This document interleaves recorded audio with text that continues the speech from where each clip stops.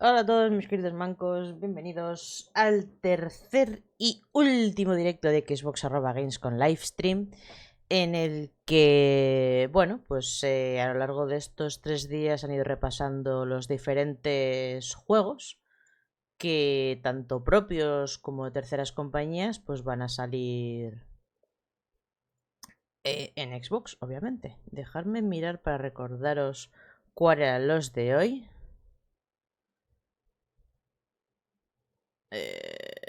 Vale, Indiana Jones, Abowed, Ara Story Untold, 33 Immortals, Warhammer 40.000 Space Marine 2, Metaforred Fantasio, Tales of Iron 2, Squirrel with a Gun, Path of Exile 2, Commandos Origin y more. Ya sabemos que aquí la cosa se puede alargar hasta las 3 horas, pero esperemos que hoy, habiendo pocos juegos en comparación con ayer y antes de ayer, pues bueno, veremos a ver qué es lo que nos depara.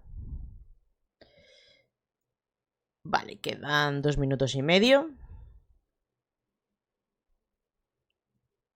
Y algo así más que comentar. Aparte que nos están dando bastante el coñazo con Civilization 7, con Towerborn, con Atomfall. Madre mía, ¿cuántas veces hicimos el viernes Atomfall? Es que por el viernes no, el miércoles. O sea, fue duro.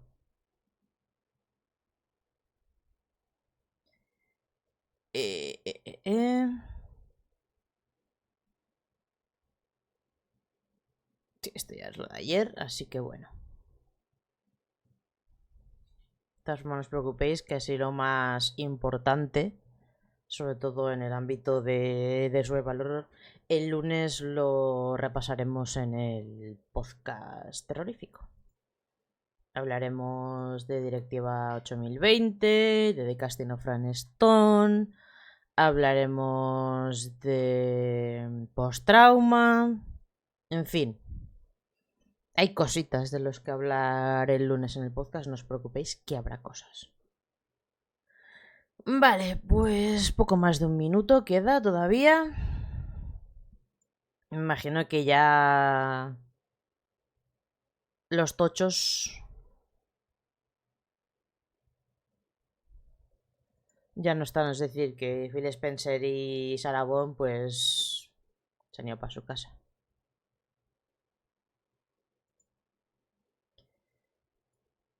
Pero bueno.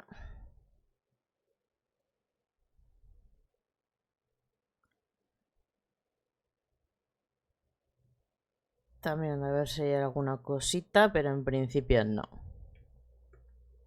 Vale, pues quedan exactamente ahora mismo 30 segundos para que empiece. Hoy he decidido no poner los subtítulos desde el principio, porque ya me he dado cuenta de que los subtítulos van a su puto rollo. Entonces he decidido que no. Entiendo algo mínimamente.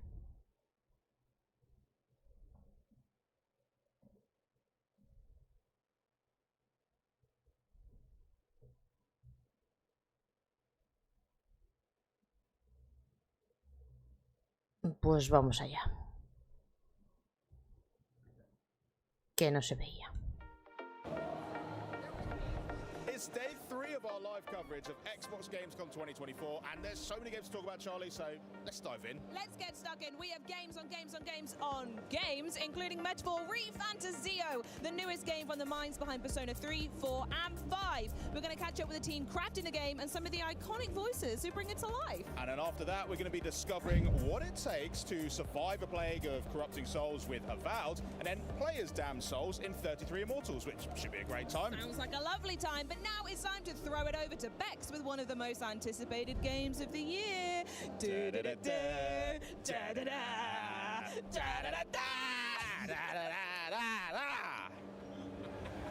Vale, pues toca Indiana Jones, obviamente. Then you just might be as excited as I am right now. Here to reveal as much as I can possibly pry out of them about Indiana Jones and the Great Circle, please welcome Machine Games Design Director Jens Anderson and Creative Director Axel Torvenius. Hi guys, how are you? Hello, we're fine. Excited to be here. Yeah, I'm super excited to be here with you and talking about Indy. Shall we dive into it? Please. First question I want to ask you guys. Obviously, this film franchise is incredibly iconic. And how did the game come about for you guys? Yeah, I mean, it is a bit surreal, right? We've been pinching ourselves throughout production. Is this happening? But it is, I promise. And so it all starts with, Todd Howard had been this, long-term vision and dream and ambition to do a new, interesting Indiana Jones game. He had the opportunity to pitch his core idea from a narrative point of view to Lucasfilm Games. They were also very excited about it. Then Todd took the project to Machine Games, checking in. I think you're a good fit as a studio to Está contando la historia de cómo el juego llegó a Machine Games a través de Todd Howard. Y bueno, el resto es historia, está claro. Pero que esto ya lo comentaron en algunos de los video reviews que de desarrolladores que vimos en su día cuando anunciaron Indiana Jones. Y el propio Todd Howard nos contaba esta historia de cómo él tenía esa idea, se la llevó a Lucasfilms. Lucasfilms estaba súper emocionada y decidió, pues, Todd Howard fue el que eligió de todos los estudios de Bethesda dársela a Machine Games. Allowing you to play out this fantasy. What would you do as Indiana Jones? And with that obviously comes the iconic whip, being able to solve mysteries, escape traps, and doing all these things that we know and love from this iconic hero. Absolutely. I mean, I probably wouldn't choose the right chalice, but hopefully everything else in the game I'll have correct. It'll be fine. Speaking about the game then, let's talk about what the combat and maybe exploration will look like in Indiana Jones and the Great Circle. So it all comes back to the character, what could you do? So la verdad es que ya lo he dicho desde el principio, que me parece muy raro que estés todo el rato jugando en primera persona y las cinemáticas sean en tercera. Pero bueno. This game is not that. This is much more adventure focused game. So that means exploring more open-ended environments, having proper puzzles into the game that's challenging for the player to solve without you getting stuck, being able to scale the environment using your whip, but also, the combat. Like Indy is known for his knuckle-busting, brawler-style combat, so punching enemies in the face or even picking up a banjo and smashing them over the head. It's all about trying to recreate that really almost puedes ir saltando entre aviones, maravilloso. Adventure. Absolutely. At the end of the day, he is an archaeologist, but not quite BJ, but he does a good job with what's around him. Can't wait to get into that. Speaking of utilizing the environment, can we talk about the puzzles that we'll see in Indiana Jones and the Great Circle as well? Absolutely. This is one of the kind of new type of features that we haven't done so much with before at Machine Games, so that was a really interesting challenge. And as I mentioned, we want to make real puzzles. We want you to be this kind of professor, archaeologist. So there's a lot of games, big games out there that kind of dumb down the puzzles for the sake of just making sure the player gets the full experience. We have tried really hard to just make them exciting to explore and build all these systems, like we have the camera and the journal to help you through the puzzle. You get to investigate and discover, and if you still do get stuck, you have the camera, you can pick it up, you can snap a photo of the puzzle, and Indy will provide a little clue what you need to do. You can take another one if you get deeper, so you don't have to go off to YouTube to see the solution. Nice. It's also extremely important to hit the sweet spot of making sure that we have these complicated puzzles from a game mechanic point of view, but we also need to make sure that they feel like they fit. ¿Quién asegurarse que no vayas a YouTube a ver la solución del puzzle? A ver si es verdad. But there's a contextual sense to it. So there's many different components, but we feel that we are in a very, very good sweet spot at the moment where it sits. I believe in you too. I can't wait to see them. You know, speaking about ancient temples and things, obviously we see a whole bunch of iconic and interesting locations that Indy gets to travel to across the films too. Whereabouts in the game will us players get to explore and discover? Yeah, so we have just the base narrative and the core story is already, it makes sure that we put the player on a global adventure. We get to visit a lot of different locations. The reasoning behind some of these locations is a twofold reason. One is, of course, that it fits the narrative, the story that we want to tell. The other one is also to make sure that we introduce new, interesting, exciting environments throughout the full campaign. So you will get this dynamic pacing of, wow, a jungle, a desert, mountains, you know. So we're really trying to make sure that that balance and that contrast feels exciting and thrilling at all times. Yeah, that sounds great. I mean, a lot of us, I'm sure, me especially, I'm very excited to get my hands on that whip and take that out for a spin. Is there anything you want to share just now about whip wielding and how that can be used within the game too? It's such an important feature. Like it's iconic for the character. So from day one, it's been, you know, incredibly important to get right. And we've had, you know, super talented engineers and animators working really hard to get, you know, the feeling of it feeling right. Like there's a mix of simulation, physical simulation in there. There's a mix of animation that takes over that allows you to do all these things that we want to do. You can, you know, attach it to things in the environment, pull them, use it to scale walls. It's also a combat tool, so really being able to use primarily as an entry point to combat is a very good use of the whip. You can use it to disarm someone, so you can turn around and then use it to pull an enemy into what we call clinch, so you can punch them. You know, it's a very versatile tool, and getting that to feel right has taken a lot of work. We have the audio part of it. We actually super important. Yeah. It's such an iconic part of Indiana Jones' character.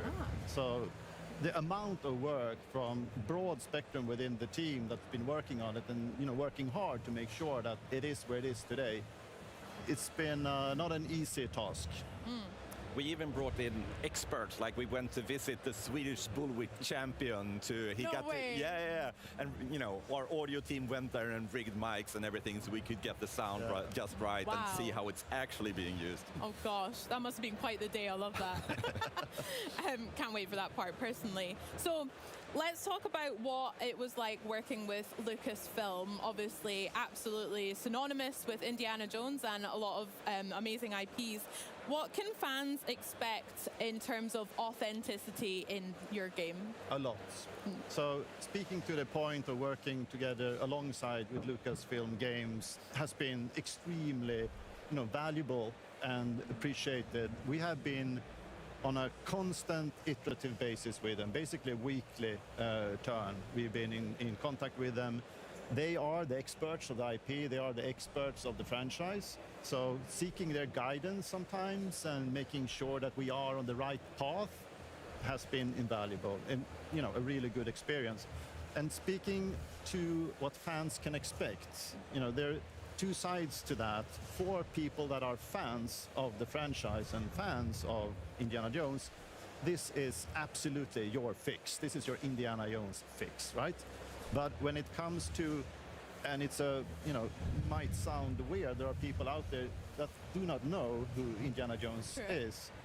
We are capturing them also, because at the heart and at the core of Indiana Jones and the franchise is a fantastic world of deep narrative, a los fans and a great añejos, que ya pintamos canas, sea un juego que les guste, y luego también a gente que no se haya visto todavía ninguna película,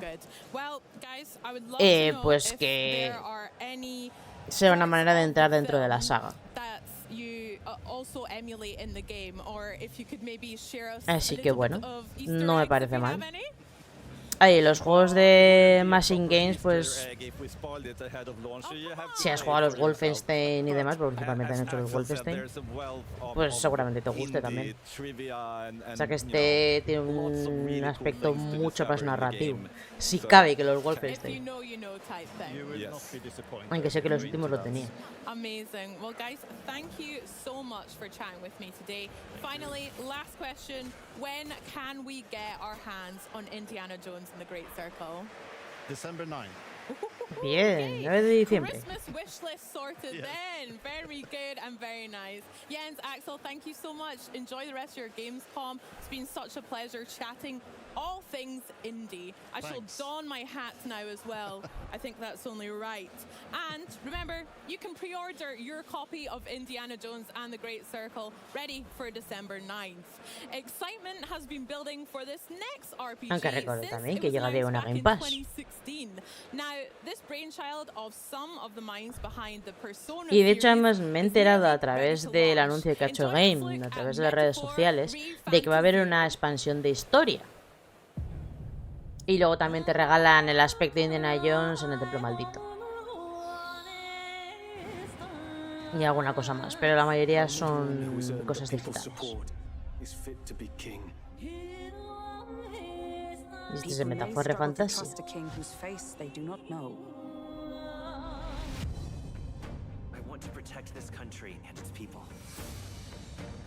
The city of Rhylehaven. If you get rid of the culprit, I will appeal to the people of this town to support you.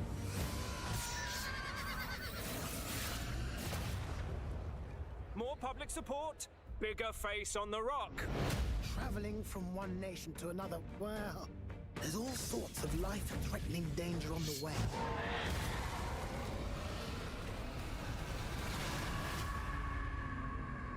Vale.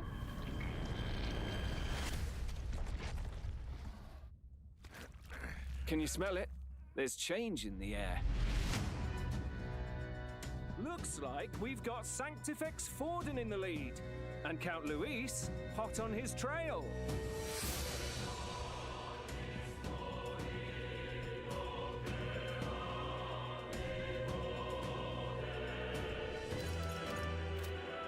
You dreamt of utopia.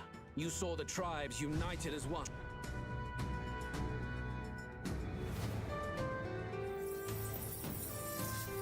There are a lot of people in the crowd who have never supported you. How are you going to respond to ¿Están usando la espada como deslizador? ¿Como un patinete?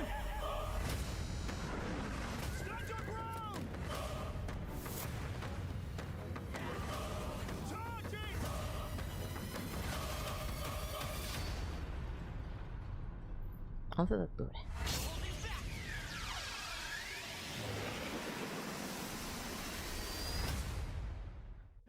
gamescom にご来場の皆さん、こんにちは。メタファーリファンタジオディレクターの橋野勝桂です。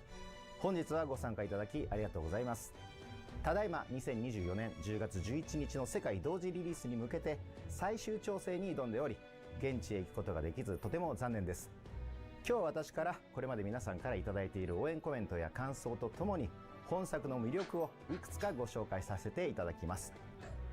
まずは皆様にご注目いただいている本作のあらすじについてです。メタファーは本作の舞台であるユークロニア王国の王が殺されるところから物語が始まります。この世界では王族や権威のある人物が王になることが主流でしたが、突如国民から最も人気を得た人物が次の王になることができるという王選挙魔法が発動され、物語が大きく進んでいきます。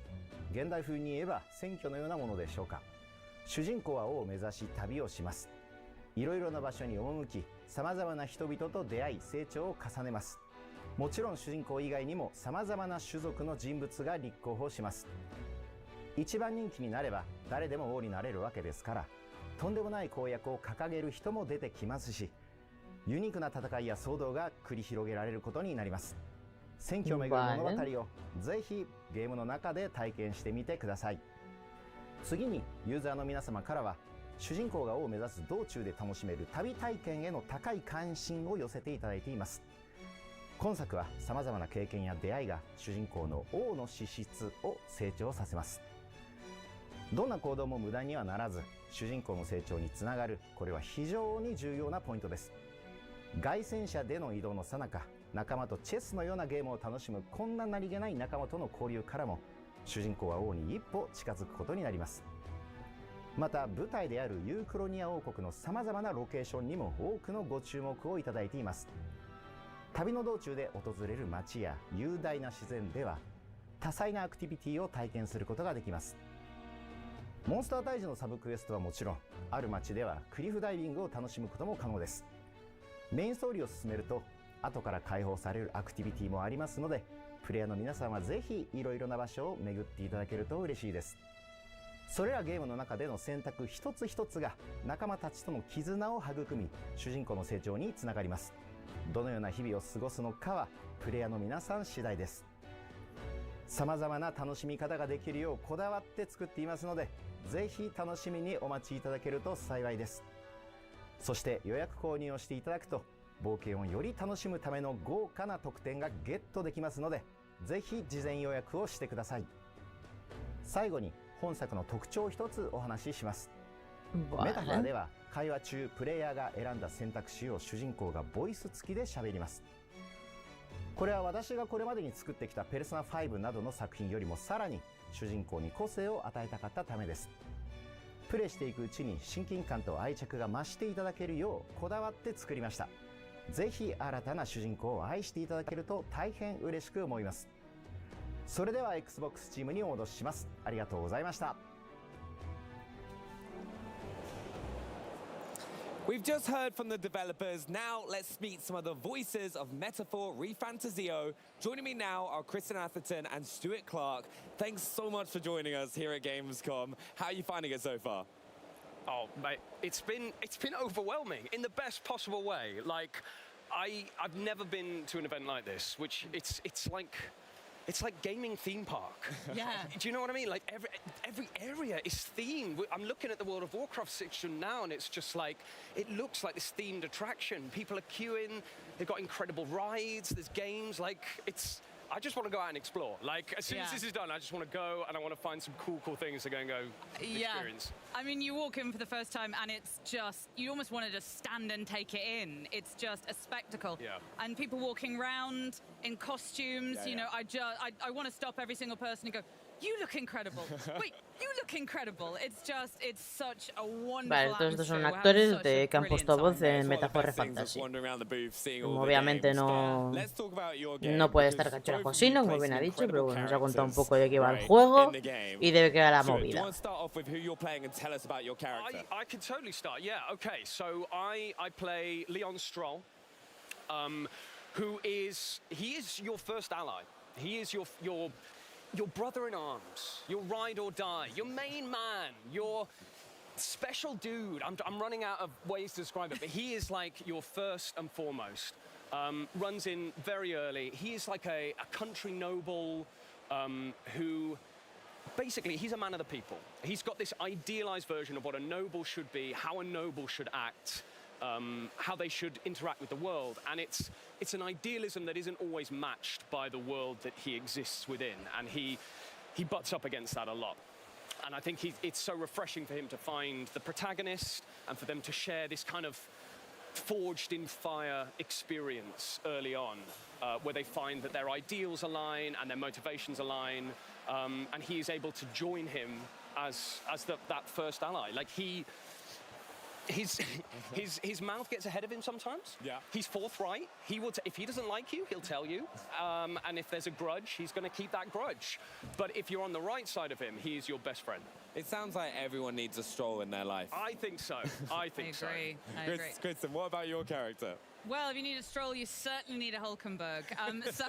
Iselin Hulkenberg is, she was a knight originally, and she was the bodyguard of the royal family, the prince, and she sort of carries this extraordinary sense of honor and of her duty to the royal family. And when we meet her, she has this enormous wound because she was not able to protect the royal family in their hour of need. And so when we meet her, you get a feeling of she needs to redeem herself. You know, she needs to prove that she is the great knight, the great warrior, and she has your back. She is front and center. You want Hulkenberg to be fighting your corner.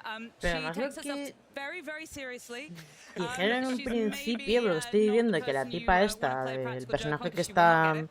However, you do que wanna go to a ella bar pone with voz, her and eat ella some weird es... food 'cause she likes her weird food. Weird? What kind of weird Caballero. food are we talking about? I mean, I don't wanna Pero que drop luego any además spoilers, puedes but cambiar a tu party las profesiones de cada uno. Oh yeah. Hulkenberg's cuisine.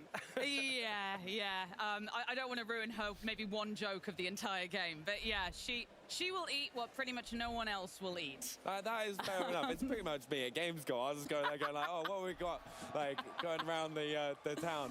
Yeah. But one of the hardest things I find when with any prep for building these characters is what are you given beforehand? Are you shown like images? Are you kind of given extra details so that when you're going to build this character, what's the approach for you? That's a good question. Yeah, it is a good question. Honestly, Benny, it can vary massively from project to project in terms of where you are in the recording process when the game's being developed. So it might be that you come in further along and there's so many assets. You can see full cutscenes, you're getting a full rendition of the world. Or it can go completely the other way and you're basically performing to an Excel spreadsheet. And everything is having to be conjured by your brain. I think with this one, it was sort of an in-betweeny stage where when we started the project, there was very little. There was like nothing to go on. I remember Scott, the localization director, was sort of describing these things, describing humans, human monsters, and I was like, okay, yeah, right, I get it. Do you get that? Yeah, yes, Stu, yeah, I get it. I didn't really get it. But then the assets start coming in, and you start seeing these animatics, these cutscenes. There we go, there's one. And you start to see the scale. You start to understand, like, oh, wow, this is not what I pictured. These are not traditional monsters. This is not a traditional fantasy world.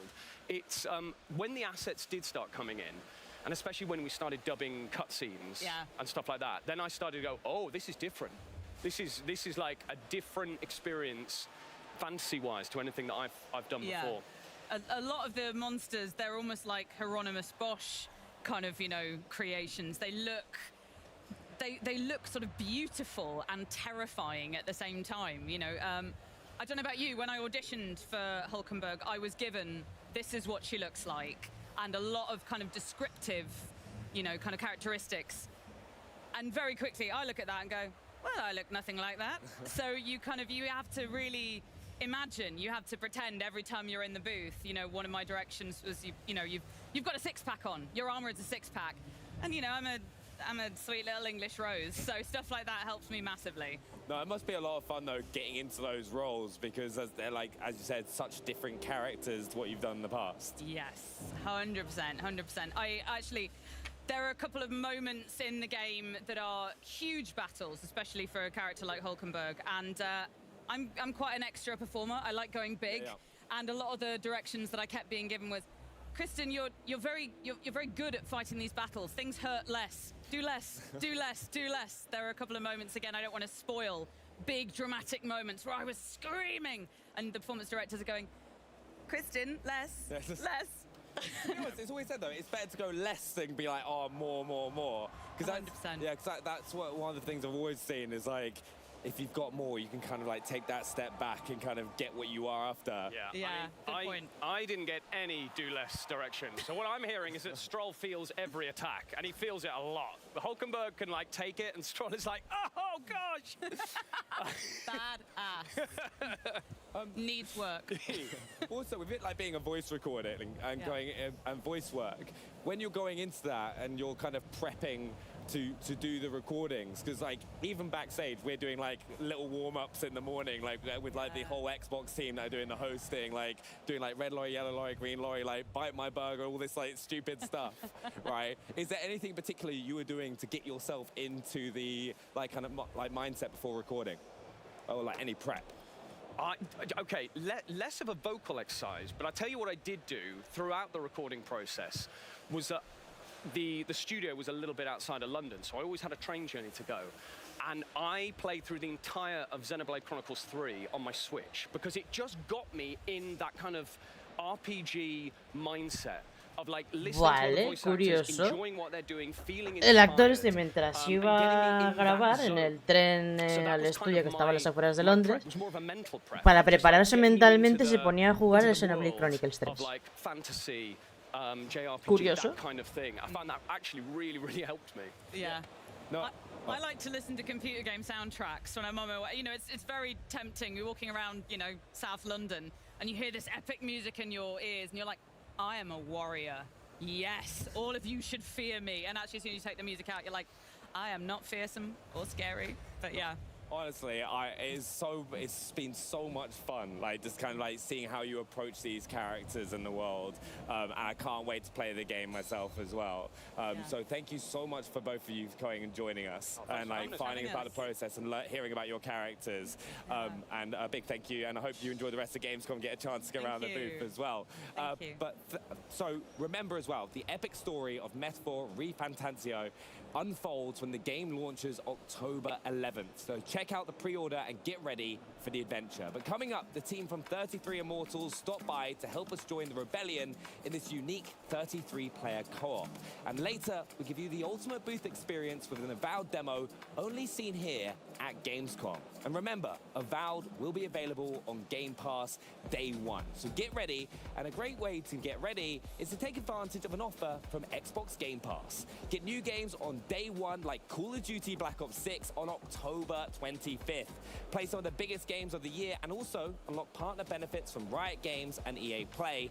And if you're not already a Game Pass member, you can join right now and get your first month of PC Game Pass for $1 or €1. This offer won't last long, so act now. But also, now we turn to a nutty puzzle platformer that trades acorns for ammunition. Welcome to the wild world of Squirrel with a Gun. Ay, madre. Squirrel with a gun. Es que este juego tiene que ser las jajas. The game where you play as the neighborhood's most obnoxious rodent, committing crimes and causing mayhem in pursuit of golden acorns. And I'm so excited to share a bit about what makes this nutty sandbox shooter and puzzle platformer so special. The core of Squirrel with a Gun is in its nutty sandbox gameplay. We had to make sure the gameplay was as crazy as the concept. You play as an unhinged animal as it wreaks havoc on the world around you as you explore and complete hidden objectives. You can be a nice squirrel and ask for snacks and pose for photos.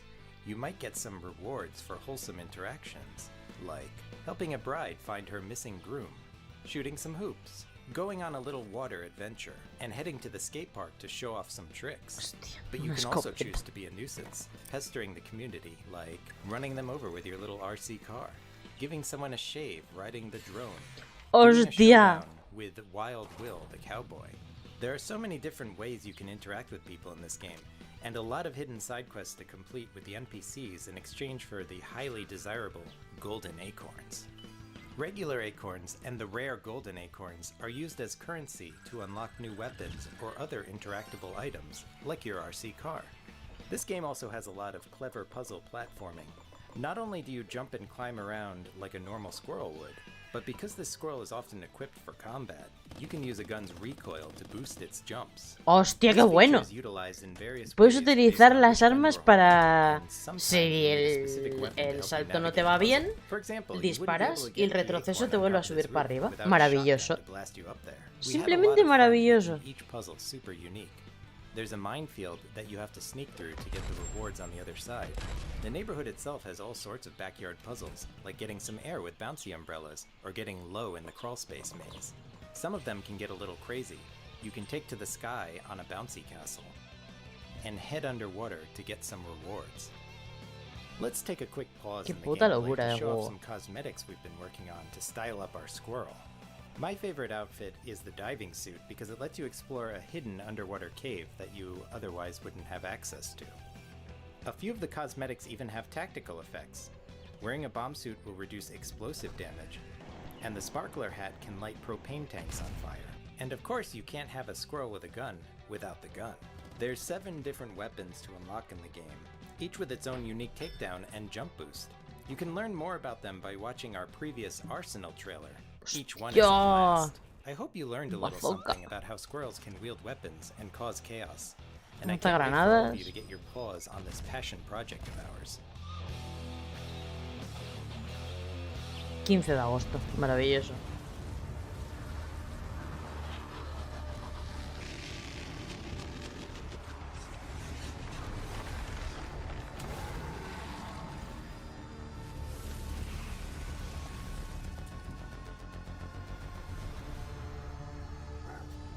Bosses in Path of Exile 2 come about two major ways. Decía, digo, esto será el PoE 2, efectivamente. Narrative, and you could design a boss around that narrative. No noose this time.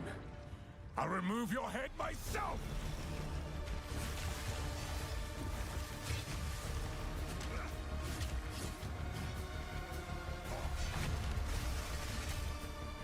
The second way, which I think is something that can be very unique and create some of the more interesting encounters, is letting the creative genius of our artists do what they need to do.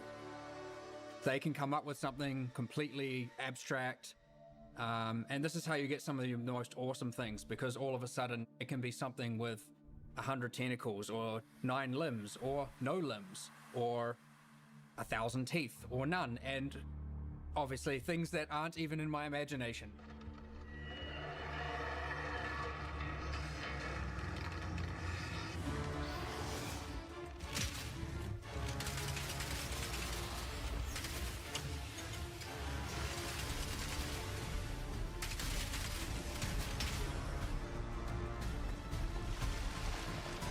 Well, a boss in Path of Exile 2 ultimately is the culmination of decades of experience, making hundreds, if not thousands, of bosses in its predecessor, taking all that knowledge together, and puts it in a package that delivers the best of what could possibly be of boss encounters in an action RPG environment with bosses that are utilizing Souls-like mechanics.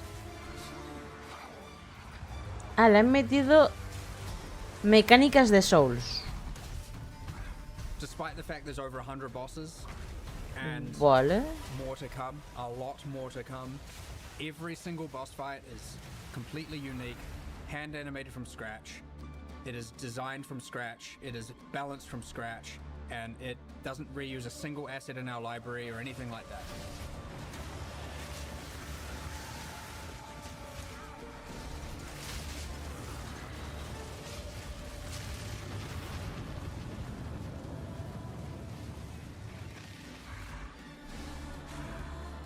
Balanceando las... One of the main challenges balancing boss fights in Path of Exile 2, especially compared to its predecessor, you have to, in a single attempt, reduce the boss from full life to 0 in order to then progress through. If a player cannot defeat them now, then they're stuck. It is very, very important to us that Path of Exile bosses, mechanics, especially around telegraphing, feels fair to the user, as opposed to them being cheated out of something when they happen to die. We want to make sure that hitboxes are accurate, and of course when something hits you, it feels like it hits you. It ultimately makes it feel that much more satisfying when you kill it, and you feel that much more pride when you are able to overcome something difficult, knowing that the game hasn't robbed you of this thing.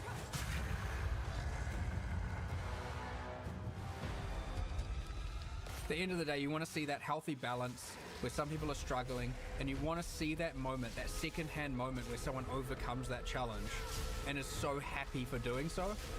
And so I'm looking forward to that. Pero sí estoy viendo muchos patrones en los bosses de... que salen, o sea, que... patrones que han salido de los Souls. Lo bueno. No se te oye, querida. Ahora sí. Giving away prizes all week, and now it's time once again for one of you lovely lot to win something truly awesome. That sounds like music to your ears. Then head over to twitch.tv/Xbox for your chance to win the Riffmaster wireless guitar. It's so perfect to play music like a true rock star in Fortnite Festival, and of course it's compatible on Fortnite Festival across Xbox Series X and Xbox Series S consoles. Now head to chat and rock on. Okay, now it's time to catch up with the minds behind Wu-Chang Fallen Feathers and take a look at a never-before-seen piece about the inspiration behind this epic title. 大家好，我是林浙科技的创始人之一也是明末冤虚之语的制作人夏世元。Giant Fallen Fathers, este no me acuerdo cuál es.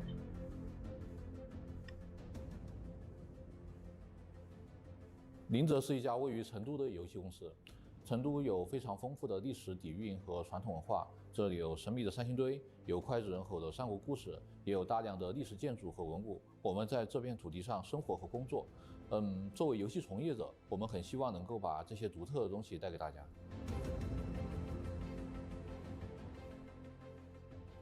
游戏的故事背景设定在明朝末年的1647年，张献忠刚死，川蜀地区正迎来他最黑暗的时期。由于战乱和羽化病的出现，这个地区就变得非常的险恶。我们为羽化病撰写了属于他自己的架空历史，从蜀王杜宇时代起，经历了汉唐、宋末以至明末。每逢战乱的时候，羽化病就会出现。我们把这些信息分散到了游戏的只言片语当中，以及游戏的场景叙事当中，力求拉近这个架空世界和玩家之间的距离。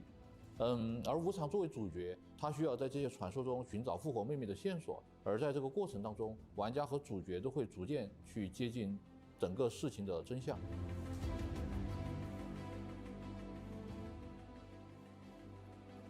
明朝末年在四川地区的战乱、瘟疫的混乱和这种破败的背景，其实和我们的游戏类型是极为契合的。我们希望把更多诸如胡金铨武侠电影的质感和这种黑暗的背景做结合，利用这种强烈的冲突去创造出独特的美术氛围。在这种美术的基调之上，我们就可以通过更多的非线性的关卡设计，或者说是包括一些垂直的关卡设计，去增强冲击力，然后去做更多的场景叙事，营造一种故事感，让玩家能够在体验游戏的时候沉浸其中，或者说是让玩家在游戏中每走的一步路都能够感觉到这个世界是活着的。当然，明末作为一款架空世界的游戏，我们依然希望能够给玩家呈现一个具有明末特色的游戏体验。为了实现这一点，玩家将在游戏中邂逅大量历史中存在的或大或小的人物，比如像张献忠及其四大义子，拉近玩家和传说之间的距离。Las zonas del juego sean lo más reales posible。去展现人性中的光明面，把更多关于传统武侠的概念的思考留给玩家。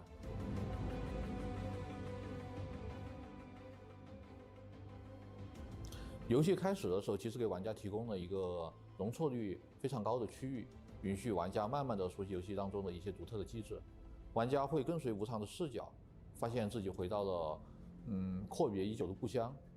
玩家需要帮助无常去寻找失去的记忆，与游戏中遇到的各种各样的角色进行对话互动。但是在前期，玩家可能不会意识到，前期的每一个抉择其实都是非常关键的。游戏前期其实为接下来的旅程制造了大量的悬念和铺垫。我们相信这会勾起玩家的好奇心。随着游戏剧情的深入，特别是到了游戏的后期，玩家会产生一种恍然大悟的感觉。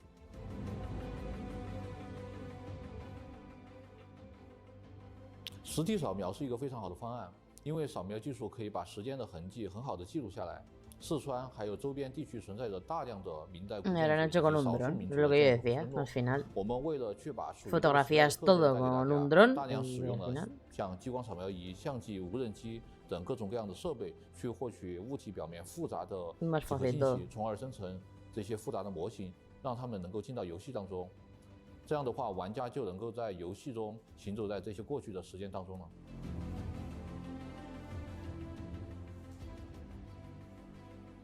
战斗方面，我们为了做出一些自己的东西，从电影和传统武术中吸取了大量的灵感，设计了很多武器和流派机制，让游戏的核心战斗在不偏离本味的基础之上，能够更加的具有动作性和策略性。比如我们的双刀就借鉴了武侠电影，双刀的部分招式在和对方拼刀的过程当中，能够偏斜对方大部分的伤害，并且造成伤害。但是如果这个时候玩家的体质太弱，那么则无法续航。所以说这个时候一般会选择一些 T 技作为组合，去弥补核心机制的不足，进而这种不同的搭配就会造成玩家各种各样的 build。我个人其实比较关注玩家在战斗中和怪物的交互和反馈机制，所以说，在战斗系统的核心设计方面，我们强化了战斗方式的多样性和策略性，针对不同的招式，应该说是针对不同的怪物的招式，设计了更多的解法，力求丰富玩家的战斗体验。武术指导在参与项目的过程中，会根据游戏的动作去进行包装，然后最终确保效果是符合预期的。我们的动画师将根据武术指导的设计，再进行2次调整和制作，这样最终游戏的动作就可以在游戏性和观赏性中间取得一个比较好的平衡。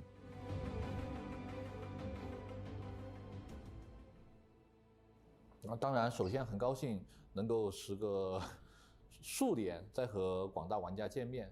这个宣传片的主题其实是说从人堕落成怪物。这个主题更多是希望表达游戏中的一个主旨，就是一切的力量都是等价交换，玩家也会随着无常的旅程，看到游戏中大大小小的人物为了自己的执念染指了未知的力量，造成了非常可怕的后果。然后宣传片中出现的 BOSS 其实和无常是有血缘关系的，游戏中家庭的这个主题也将在这个人物的剧情中得到体现。随着距离我们2025年的发售日越来越近，我们还会陆续给大家带来更多的内容。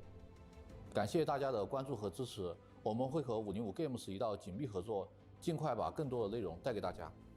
Por favor, no le pedéis a 505 Games que os doble el juego, por lo que sea. Vale, 2025. It was one of our favorite titles when it was announced last year, and now it continues to make headlines in the run-up to release. Here with what fans can expect from 33 Immortals, we have Thunder Lotus producer Nicolas Godin. Bienvenue à la Gamescom. Ah, Ça va? merci, ça va très bien. Thank you very much. Gamescom is awesome. Your booth is awesome. It's very impressive. And you actually were here last year with 33 Immortals on our Gamescom stage. Yes. But yeah, it's been a year, it's been a minute. Could you give us a refresher on the ABCs? I'll give you a little recap. So 33 Models is a co-op action roguelike game where you join the fight with 33 players with you.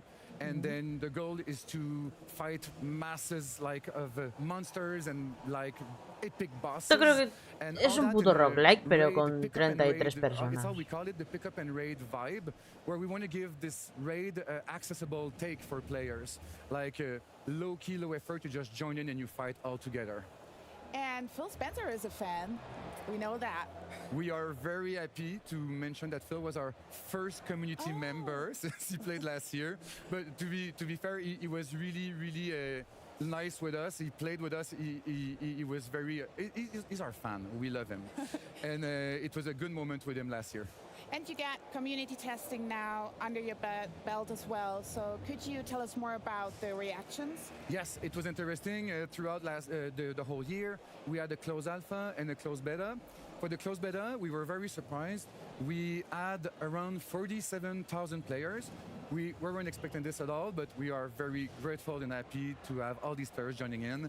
And it was nice because we also had a survey in it, and we asked them, would you recommend that game? You know, this classic, would you recommend it?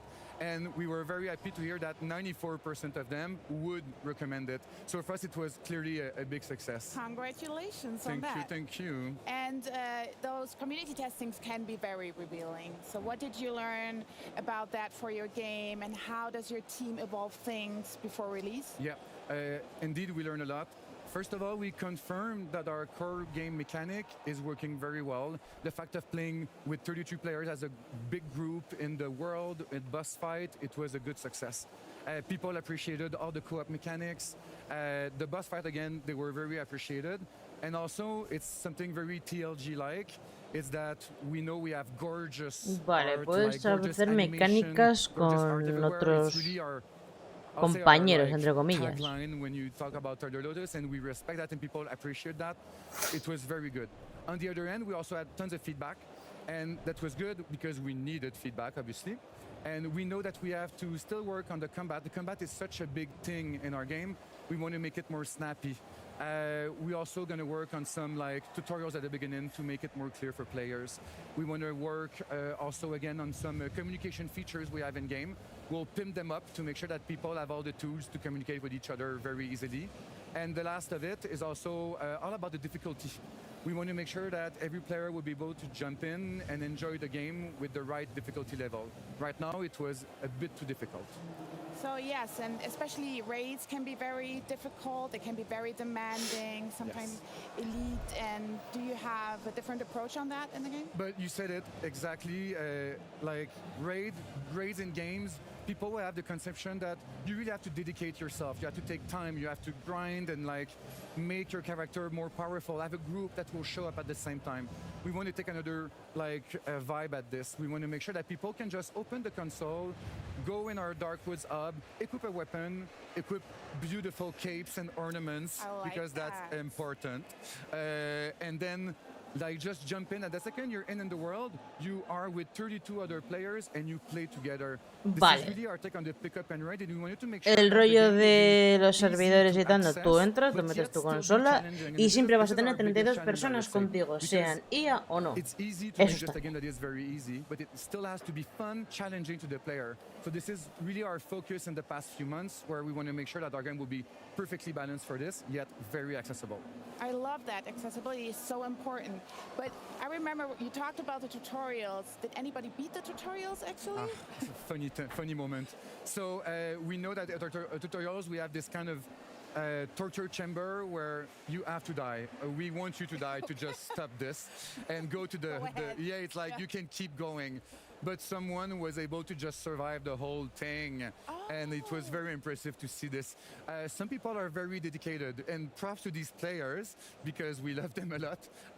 But he did manage to die at some point, I guess, otherwise he wouldn't keep going in the game, but that's it. We have very dedicated players for this, and he made it. I love that story. So he made the impossible possible. Every players will always show us that everything is possible. But you also got something new coming up, a new realm. Can you tell us more about that? Yes, exact. So in the beta, in the closed beta, we introduced a new world, which is about Purgatorio.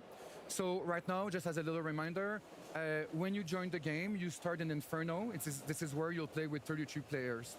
And then when you join Purgatorio, it's a smaller zone, so it's 22 players, and it's going to be it's going to be way much more rough. It's more challenging and demanding. In terms of the area, it looks very different. There's a lot of like ashes everywhere. It's clearly another mood. A lot of like monastery and like Me parece curioso que es que en el nuevo reino, en vez de ser 33 como en el infierno, en el purgatorio son 22, pero bueno. The monsters are all different. In Inferno, we have a roster of monster with variation. In Purgatorio, we have a whole different monster-like roster. And what's cool with them is that we introduce more co-op mechanic between them. So we have monsters that are able to eat each other. So they can be a pain sometimes in some fights. They have some that can slow players down. They have some that can make other monsters invulnerable for a short time. So we wanted to challenge the player differently, to make sure that they will use all the roles of the different weapons in an efficient way and just challenge them in a different way with the other world. So a lot of diversity, a lot to explore and watch out for, definitely. Yes, exact. And by the way, please know that they are support, but they will still hurt you because yes, it's about dying again. I see what the whole thing is about your game. We're very sorry.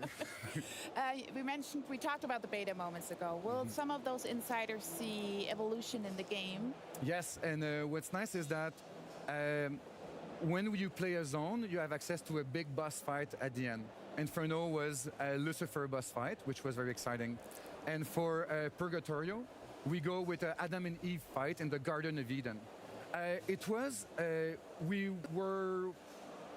We weren't sure to push it out, but the goal was to have feedback on the gameplay. So when we put it out, it was very rough. It was all pink and placeholder with rough animations, and it was very fine with us because we wanted feedback on gameplay, which we did. And then right now we are working a lot to make sure that all the official assets for Adam and Eve will be like completely done, and we'll have tons of more info about the fight soon, but they're going to look great. Animation will be done, VFX will be done. It's going to be pretty nice. I can really feel that your heart is beating for the community and Nada, the mi feedback. Eva, qué So guay. if anybody else wants to join, how Tú do solo. we keep up with 33 Immortals? Well, the team is very dedicated, so I just want to say a big props, camera. Yes, please. Like team, we love you. We are at Thunder Lotus. The team is like 20 people, and other people at the office always help with us. And really props to you, and props to all the players that help us with these different phases. We love you. Keep coming back. And if you want to keep contact with us and the game, first of all, join 33immortals.com. Follow us to have news on newsletter and the different phases that will come in. And also, we also started Xbox Insider playtest on this weekend. It's going to start right now. So for those who are on the Insider ring, please join the fight and have fun with us. Well, hopefully you can enjoy some more of Gamescom. Thank you so much for coming, Nicolas. Thank you very much. Au revoir. Au revoir. Merci. Dankeschön. De rien. Sign up at 33immortals.com to keep an eye out for 33 Immortals coming to Xbox Game Pass day and date. Coming up, we found out the latest from the Space Marine series. Then we've got 2 gameplay presentations you just gotta see. Tenemos un par de gameplays del Space Marine 2. Favorite real-time tactics series Commandos. Welcome back, everybody, to the Xbox booth. Over 50 titles and experiences means this booth is huge. Yeah, so huge that we had to do a part 2 of our tour. So why don't you show everybody Towerborn, and I'll go find out what else is on the booth. Come on, join me. This is Towerborn, a 4-player co-op game you can enjoy here at the booth. So make sure to bring some friends with you, because there are gonna be some amazing boss battles as well. Make sure to check this out. By the way, where's Henry at? Over here, our fans get to experience Microsoft Flight Simulator like a proper pilot. We've got the yoke, we've got the rudder set up. From personal experience, this is definitely the way to play it. And we also brought along Madre Day mía. 18 and a brand new plane for them to check out. Looks sick. No Xbox Gamescom without Forza Horizon. And we got a new day 1 announcement with Hide and Seek. Fans at the booth can already play this new mode. And they can also check the latest Nike collab. Fans at home can play the latest mode on September 10th. Over here is the perfect opportunity for fans of Fallout 76 or that recent TV show to grab a great snap in front of this iconic vault door. But follow me inside because I've got something to show you. Now, the Skyline Valley update's been available for a little bit of time, but here at Gamescom is their first chance to playtest the upcoming update, Milepost Zero. Welcome to the Here to Help Accessibility Desk. We are dedicated to have you all play. Whether on our broadcast or around the booth, we have multi-language interpreters. We have wheelchair accessible ramps and also stuff to set up the Xbox Adaptive Set. We have the World of Warcraft booth with a great VR wheelchair experience, so make sure to check this out. We have great audio descriptive tours as well. We also show you the new joysticks and make sure to check out and maybe customize your own thumbsticks. Over here, we've got the Avowed Theatre experience, which is really cool because our fans get a VIP walkthrough of some never-before-seen gameplay. Right after that, they can also cast some spells and whatever they're doing. Are you ready for the pirate party experience? Then check out the Sea of Thieves booth here at Gamescom. We have a chicken present. You can win some loot. Y como no, el Guitar Hero. Can you imagine to control an ever-evolving nation? Then Ara History Untold is your game. Fans can choose between different historical figures. You can build and explore, but choose wisely, because this world is yours now. Understandably, this next section is so popular, I couldn't even get too close to it. We've got the first Starfield expansion, Shattered Space, right next to the first Indiana Jones game since 2011, all wrapped up into one beautiful theatre experience for our fans to see. There's a lot for them to check out behind those walls. Xbox is all about the fans, and at this community hub you can get up close and personal with your favorite games and even some of the voices of your favorite characters. So make sure to check the schedule, enjoy and have fun at the booth. And no Gamescom would be complete without some swag, and our gear shop has got everything you could ever want across so many Ay, por favor, te puedes comprar peluches de Diablo. Diablo, World of Warcraft, Call of Duty. I'm going to go fill my bags up and we'll just see what the rest of the show has in store for us.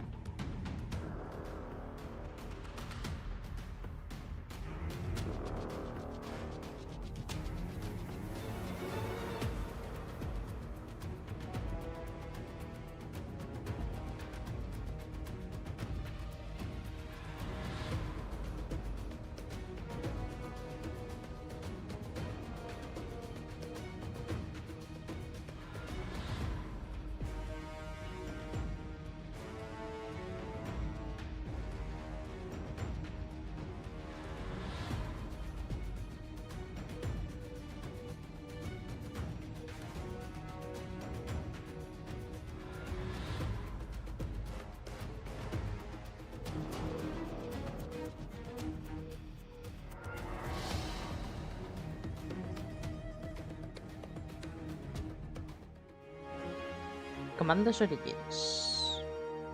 Sale este año y llega a Game Pass día 1, por lo visto. Pretty good, didn't it? Now, to Warhammer 40k Space Marine. Henry, did you know it was released back in 2011? Now, 13 years later, Space Marine 2 is nearly ready to make landfall. Here with more, please welcome Saber Interactive's Chief Creative Officer, it's Tim Willits. How you doing, Tim? Thank you for having me. Are you having a good Gamescom so far? This has been a great Gamescom, and the reception on the game has been great.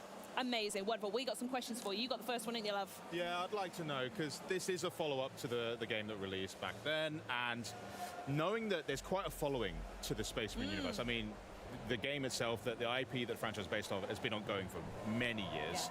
What's it like working with a team like Games Workshop to bring something like that to life? Nice. Yes, it's been a great honor for us to work with Games Workshop and to also work on in the Warhammer 40,000 universe.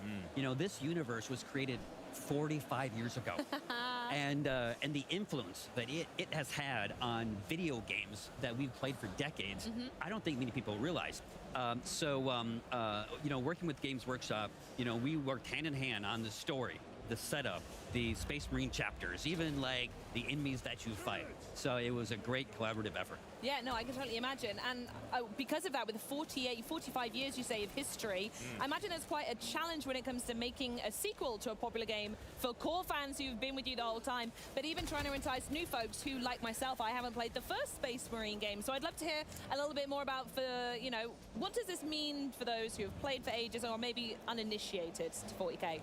Yes, that's a great question. It was definitely a challenge to create a game that both respected the franchise, respected the fans, but also was approachable enough for people to play it. Now, I know you said you haven't played Space Marine 1. Please don't hurt me, Tim. I'll get round to it. That is totally fine. Yes. Don't worry that, you know, if you haven't played the franchise, jump into Space Marine 2. If you're just a fan of over-the-top, in-your-face action games, this is the game for you. That sounds like a bit of us. Right, that's good. But for the fans that have been there all along the way, they played the originals, how have they helped, you know, your community basically in focusing your development team to make sure the sequel is just right for them too? Yes. The community, the Warhammer 40,000 community is intense. It's millions strong. And they love it, right? Has dicho que la comunidad de Warhammer 40.000 son intensos. So working with vale. Games Workshop, Me lo apunto. Team. They have their expert writers, and we have talked to the community. We made sure that we are delivering the game and the experience that really is true to the franchise, and to really make you a true Space Marine, to that power fantasy of being the most badass soldier in the universe. I mean, have you seen the sort of stuff they're up against? It's crazy, right? I was going to say, looking at it, that was going to be my next question actually, is how is this love and this influence reflected in the action and the pace of the game that we're looking at here? Because this looks, well, you said it's quite intense. It looks really full on. Yeah. Yes. The key to Space Marine 2 is both the complex melee system and the range combat. You know, one of the things that you will see is, you know, Titus has to use everything in his arsenal, from blocks to hits to dodges to grabs to glory kills. Nice. It's really a very visceral, intense, and in your face. Yeah, absolutely. It looks so good. So do all of them have different kind of that up-close melee ability that we just saw as well? I know there are multiple folks you can play. Yes. Yeah. So one of the great things about the game is we have a campaign where you play as Titus, and he has 2 squad mates whom the computer can play them, or your buddies can play with you. Oh, fun, okay. Yes, and then we have a PvE campaign where you can play as your own Space Marine. Ooh. And you can customize your Space Marine, you can be the chapter that you want. Vale, por lo que veo la historia la puedes jugar en cooperativo, pese a que el primer jugador evidentemente maneja a Titus, el protagonista. Y luego ya tienes un PvP que puedes jugar con tus colegas y daros de madrazos. The action is very intense, and at times the number of enemies can get quite overwhelming as well. It's not just about the fact that you're dealing with someone far away, maybe someone up close, because I can deal with one dude. Yeah. I'm fine with that. He's fine with that. Tell me about the for sort of technology you've had to develop to allow for there to be so much going on screen at once. Yes, so the key critical component of this experience. That was sick. by Yes, the way. that is Are you an kidding? awesome glory We kill. just need to quickly go. Nice job, Tim. Like that, Tim. Yes. So the Swarm engine. The Swarm engine was developed by Saber Interactive in World War Z, and that has been developed, and now we're in Swarm Engine 2, where we can bring, massive amounts of Tyranids, never seen before, and they just come at you and they break apart, and every one of those Tyranids, based on our new AI director, starts thinking, and they're thinking about killing you, and it is an over-the-top war, like epic. Like never seen before, epic war where you are the main fighter. And is this just going around in the skybox? Because I don't know about you, Henry, but the idea of like loads of Tyranids flying at me sounds kind of fun. Is it something that you can see from a distance, or are they like coming at you? Yeah, they're much scarier. They're just Tyranids!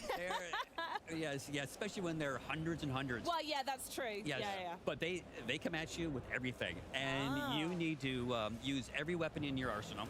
Every move that you practice to stay alive. You can see here where the Tyranids are moving into the battlefield, and they're just on their way. Madre mía. Nuts. And as they approach, they immediately break out into individual units that have their own AI. I was going to say, how does that work with the swarm? Are they all on a set path, or as soon as they land, is it just like the fastest route they can get to you and start messing you up? So our new advanced AI director coordinates the battle. Nice. So the swarm can come from different directions. The swarm kind of like breaks apart, like when they separate. That can happen at different times, based on the state of the battle, based on what you're doing, and based on what your Space Marine buddies are doing. Tim, you've done it again. Did you see that one? No, I'll watch that that one one. was sick. Watch the show back. That one was yes. I'm so distracted. This looks so good. You just said that they assess what the state of the battle is. Yeah. So does that mean they're also reactive? And if they're thinking, oh, he's got this lane covered, let's direct some around here to sort of flank. Is that the sort of thing you're talking about? Yes. So you are a Space Marine. You're a Primaris Ultramarine, okay?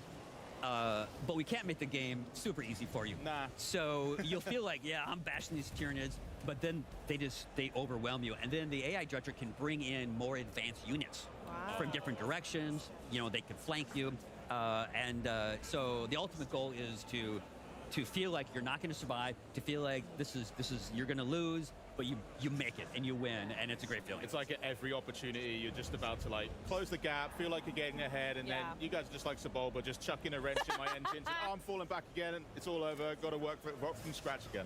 Yes. Crazy. Yes. It's very Good intense. reference, Henry. Oh, thanks. Yeah. Very on brand for you. I like it. Yeah, that's that gameplay we were just looking at, by the way. The sheer size of it. Yeah, here we go. Look at this. I mean, we can see a little bit of the swarm here. Maybe. Yeah, that's a flying. They're flying Tyranids. In this particular battle, they're attacking these huge kind of radio towers, and you just destroy them as you try to survive, because they start landing. Different units start landing on the same platform that you're on.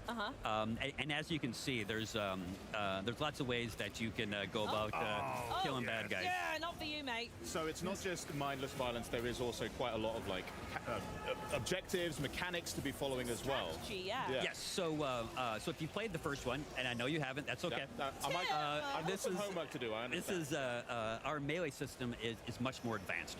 It's much deeper, and our range combat system is also much more advanced. So I like to call it the dance of death, where you have your melee, your blocks, your reactions, your critical hits, and then you can also pull up your ranged weapons, take out enemies from a distance, and you really need to learn how to use the tools in your arsenal of death to win the battle. And it's not just the people right in front of you. I know we're taking things off the chain here, the Tyranids, but the chain's integrity in the top right corner. So I'm clearly guessing that if you let that get to zero. Yes.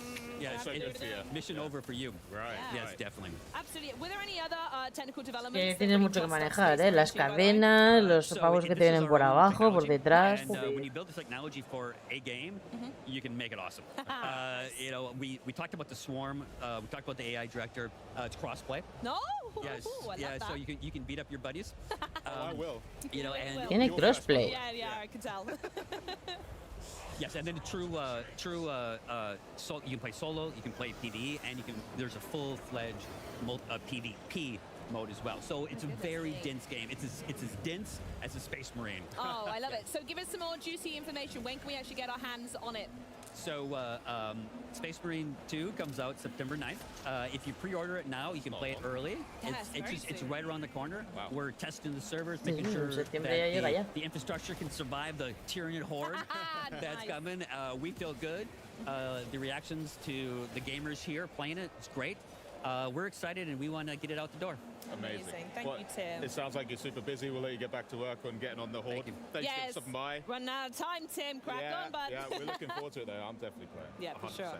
Well, coming up, though, our friends at Xbox Game Studios show us how nations are made in our History Untold. And then we're going to catch up with the team from Obsidian Entertainment to give you guys, an exclusive gameplay presentation direct from the Avowed Theatre here at Gamescom. But first up, it's what First Descendant fans have been looking forward to all year long. It's Invasion's right around the corner, and we also got a look at what you can expect. And we also just learned, by the way, Charlie, that the newest Descendant, Haley's character trailer, will be revealed before the update goes live August 29th. So stay tuned for that. But in the meantime, have a look at this.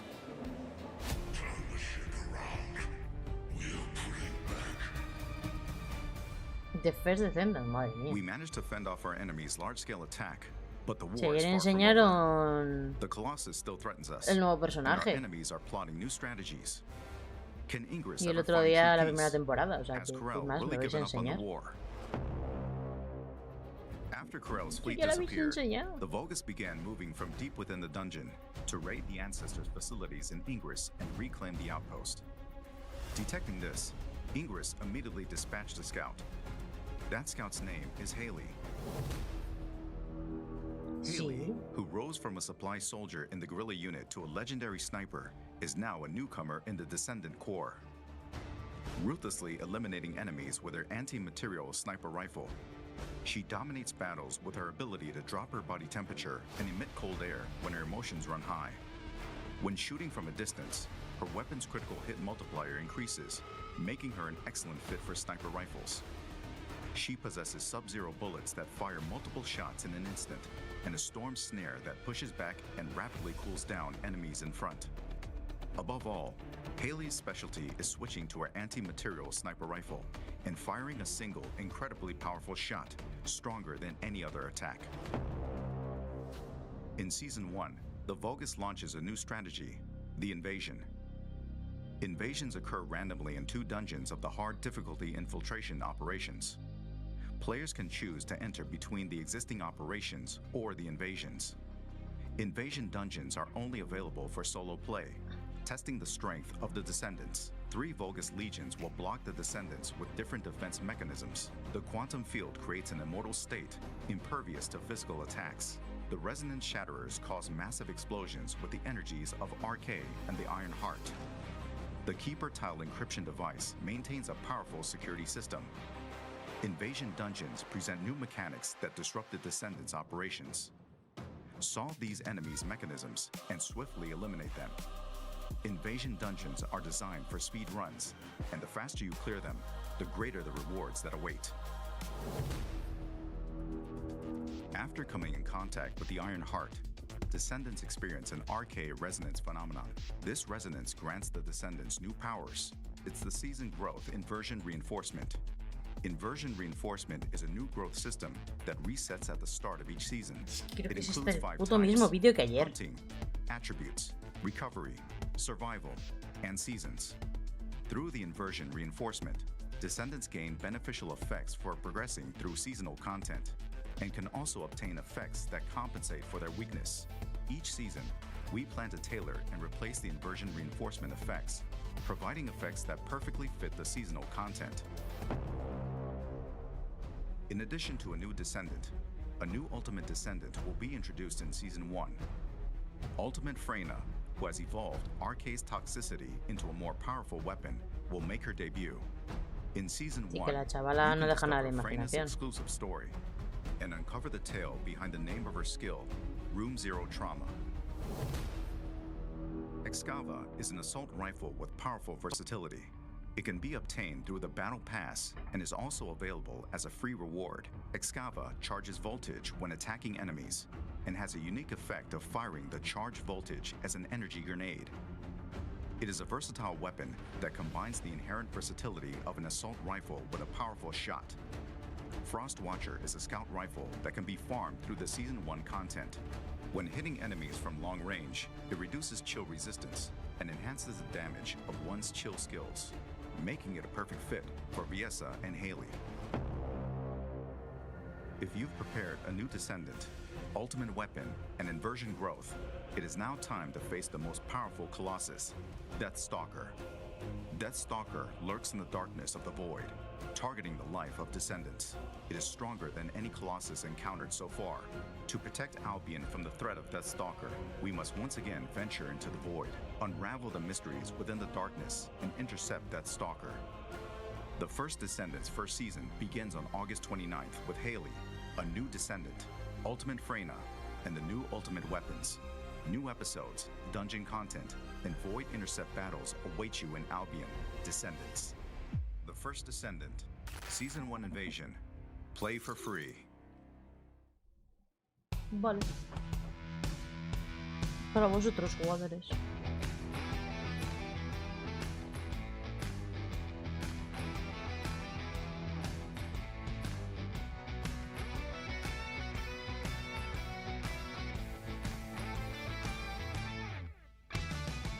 Hi, I'm Carrie Patel here at the Avowed booth at Gamescom.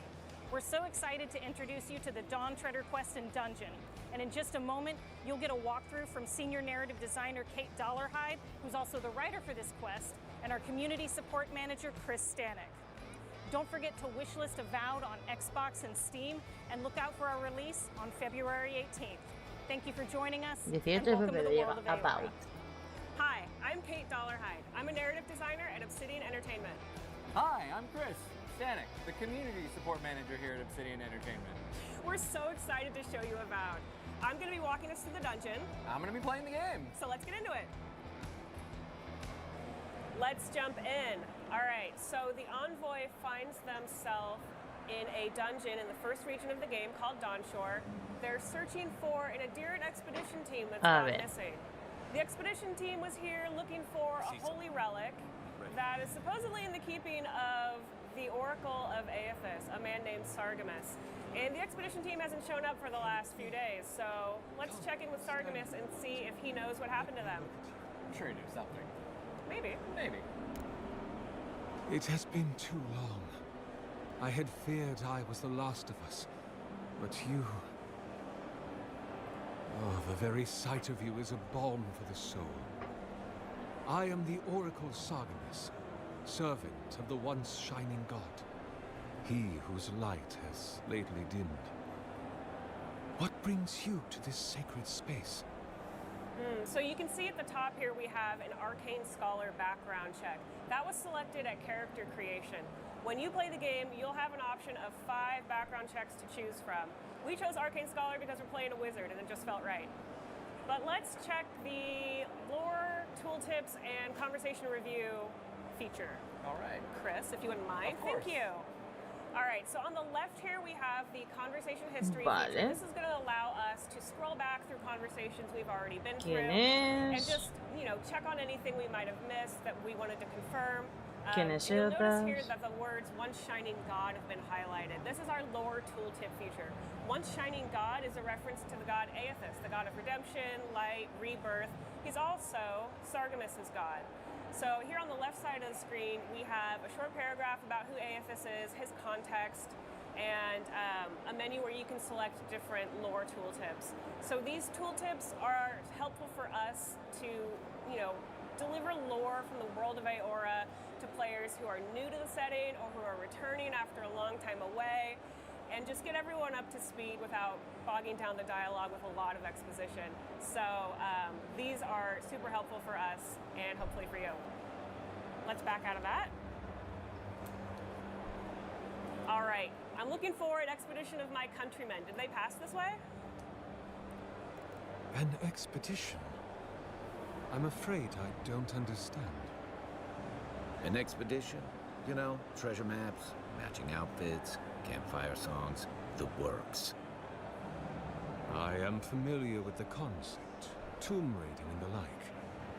What troubles me is why they would come here. These ruins are not so different from the many others on this island, except that they are a good deal more treacherous. And this representation of Aethys we stand before, it is the work of my own hands. They could not hope to move it. Do you know what their purpose is here? Let's select option 2. They were Tira searching for a relic percepción. you're rumored to keep here. Ah, the splinter of Aethys. I suppose it was too much to hope they were here to examine these exquisite ruins. Truly, it is their loss. Where do you keep the relic? I might find them there. It rests in a shrine deep within this temple complex, beyond the reach of looters, visitors, or indeed, myself. The path to the relic has fallen to ruin. Some sections are flooded, and others are infested with all manner of creatures. Although, perhaps you might assist me with that.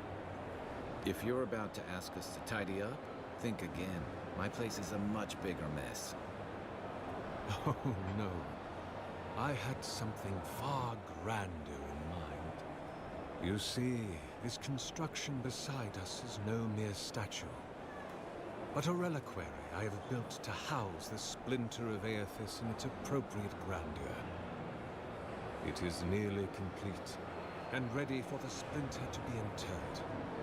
But I can no longer reach the relic on my own. Return it to me, and who knows, perhaps you will meet your expedition along the way. All right, I'll be back before you can say 10 praise Aethyses. I am most grateful. Oh, and please refrain from touching my statue or devices. May light illuminate your path, cousin. All right, so Sargemus had quite a lot to say there, but essentially, he was saying that he didn't see the expedition team that we're looking for, but if they're looking for the relic, that might be where they are. And it just so happens that he also needs this relic to complete his statue here. His beautiful statue. He worked really, really hard on it. He has. He's put a lot of stuff on that. It's like when my son makes things out of popsicles. It is giving Lego. So, you made me lose my train of thought. You're demonic. So, looks like our quest marker is pointing us to an area down below us, but I see that Chris wants to explore a little bit, so let's look at these breakable boards. It's got a sword symbol there. Can we get the sword out? Yeah. Leave those be. They protect my devices. Oh, I don't think he liked that. Yeah, he'll be fine. Surely he won't hold it over us later. Let's leave those alone for now and keep exploring. So, ooh, more breakable boards. Awesome. Let's hop across this chasm. Keep heading up. So we have designed Avowed with a lot of vertical space in mind to make use of our parkour system. So it always pays when you're exploring to have a look around and always look up. You never know what you'll find. Like this chest. Ooh, we've got an accessory and some crafting materials. Let's open up the inventory screen, take a look at that. So that's going to be Night Mistress's favor. This is going to give us additional essence for standing next to our companions. Essence is what spellcasters cast their spells from. No, es que, a ver. I can't remember what the word is now. Un RPG. It's our spell resource. Yes, it's our spellcasting resource, of course. En primera persona, como han hecho Obsidian siempre. Allow us to cast more A spells for excepción de longer Pentiment, por by supuesto. generating additional essence when we stand next to our friend Kai. So let's look at the character screen. All right, so we have attribute points on the left and our character sheet on the right. You will have seen the attribute points come up in conversation. We select a number of those at character creation and then a few points here and there on level up. So we have put a number of points into intellect because we're playing a wizard. So we want that additional essence and that elemental resistance to give us a little more survivability in combat. Now let's turn to our character sheet. You can see that we're level 6. We are close to getting a new level, close enough. We've got our background there. And then our health, essence, stamina, data, all those good stats that you can keep track of over the course of the game. So let's look at abilities. All right, we have put quite a number of points in the wizard ability tree because we're playing as a wizard.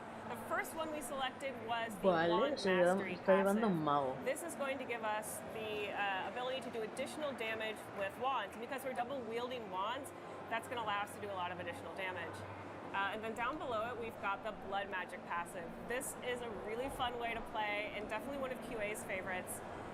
Blood Magic essentially lets us start casting from our health when we run out of essence. So if we're slinging spells back and forth in combat, we don't have to use an essence potion, we can just start using our health. It's a risky strategy, but it is very powerful. Let's look at Grimoire Mastery. All right, Grimoire Mastery does a number of things. First, it lets us use higher level spells as we upgrade the ability. It also lets us memorize spells from our grimoires. So if you have a grimoire you really like, but you get a new one that's cool and you want to try, you can spec into some of those spells from your previous grimoire and then toss it aside and pick up your new one. Let's look at our active abilities. Well, in the Grimoire, it's all because of the power of reading. That's right, we do love to read here in Obsidian. Okay, so active abilities, we've got a Corrosive Siphon. This pairs very well with Blood Magic. So essentially with Corrosive Siphon, you use this ability on enemies, it steals health from them and returns it to you. As a Blood Mage, this means that I can cast more spells for longer and I don't have to worry about dying in combat. We're not gonna die. Never, you've never died while doing this. I haven't, and I don't plan on it. I'm unkillable? I'm offended that it was even brought up. I'm sorry, I won't bring it up again. Our other active here is Arcane Veil. This is your classic magical barrier ability. Because we're playing a wizard, we're wearing light armor, we want to be light, we want to be nimble, move around the battlefield quickly, but that also means we're opened up to a lot of additional damage. Arcane Veil is going to help us catch some of that damage and not take it ourselves. And then down here we've got Bristling Frost. This is a spell we learned from our grimoire. Bristling Frost is going to create a ring of frost on the ground at your feet, and it's going to deal accumulated freeze damage to any melee units that come and get up in your business. They're gonna try. They're not gonna make it though. No, you won't let them. That's right. You're just that good. Well, let's not go crazy because what's gonna happen is I'm gonna die so many times just now because of this. It's hubris. This is the curse. And now that we've said it never happens. Oh, it's totally gonna happen. Yeah. All right, so our quest beacon is sending us through this tunnel full of water, so let's just have a swim as we go look for the expedition team. All right, it looks like we're coming into Sargemus's old workshop. We've got some Audra there attached to some wires, a number of animancy like devices around. Yeah, so Audra is central to the universe of Pillars of Eternity, where the people, plants, animals die, their soul leaves their body, flies into the nearest Audra pillar, and then goes deep into the earth to re-enter the cycle of reincarnation. Sounds like a lot of work. But can you argue with the results? No, you're right. All right, so it looks like we've got a godless sigil here. Excellent, and a essence generator there in the back. So the essence generator is going to unlock that godless sigil, but let's see what's actually being locked here. Top down in the water. All right, it's a gate. Excellent. Ooh, and there's a chest back there. I want to know what's in that chest, but I don't see an easy way into this room. I can try to ram it. What? I was gonna try to ram it. Just try to ram it? Yeah. Well, that's not working, so let's go back to that top level and see if there's another place we could look. Vale. Just check this area a little more thoroughly. All right, it looks like there's a breakable wall there with an explosion symbol on it. We're not going to be able to break that down with our swords, so we're going to need grenades. Nice. I was gonna try ram it again, but I don't think you would have liked if I tried to ram it again. Here we have an essence generator. This is going to unlock that gate. You can see that it has a electricity symbol on it, so that means we need something with electricity to turn the generator on. For us, that's going to be an electric lily seed, a electricity spell, or if you have a companion with you who uses electricity, you could use their Conjuro de ability too. electricidad. For us, we're going to need an electric lily seed, so why don't we get that equipped?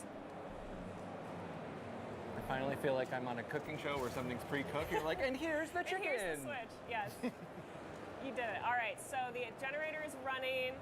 we've got an accessory and some crafting materials.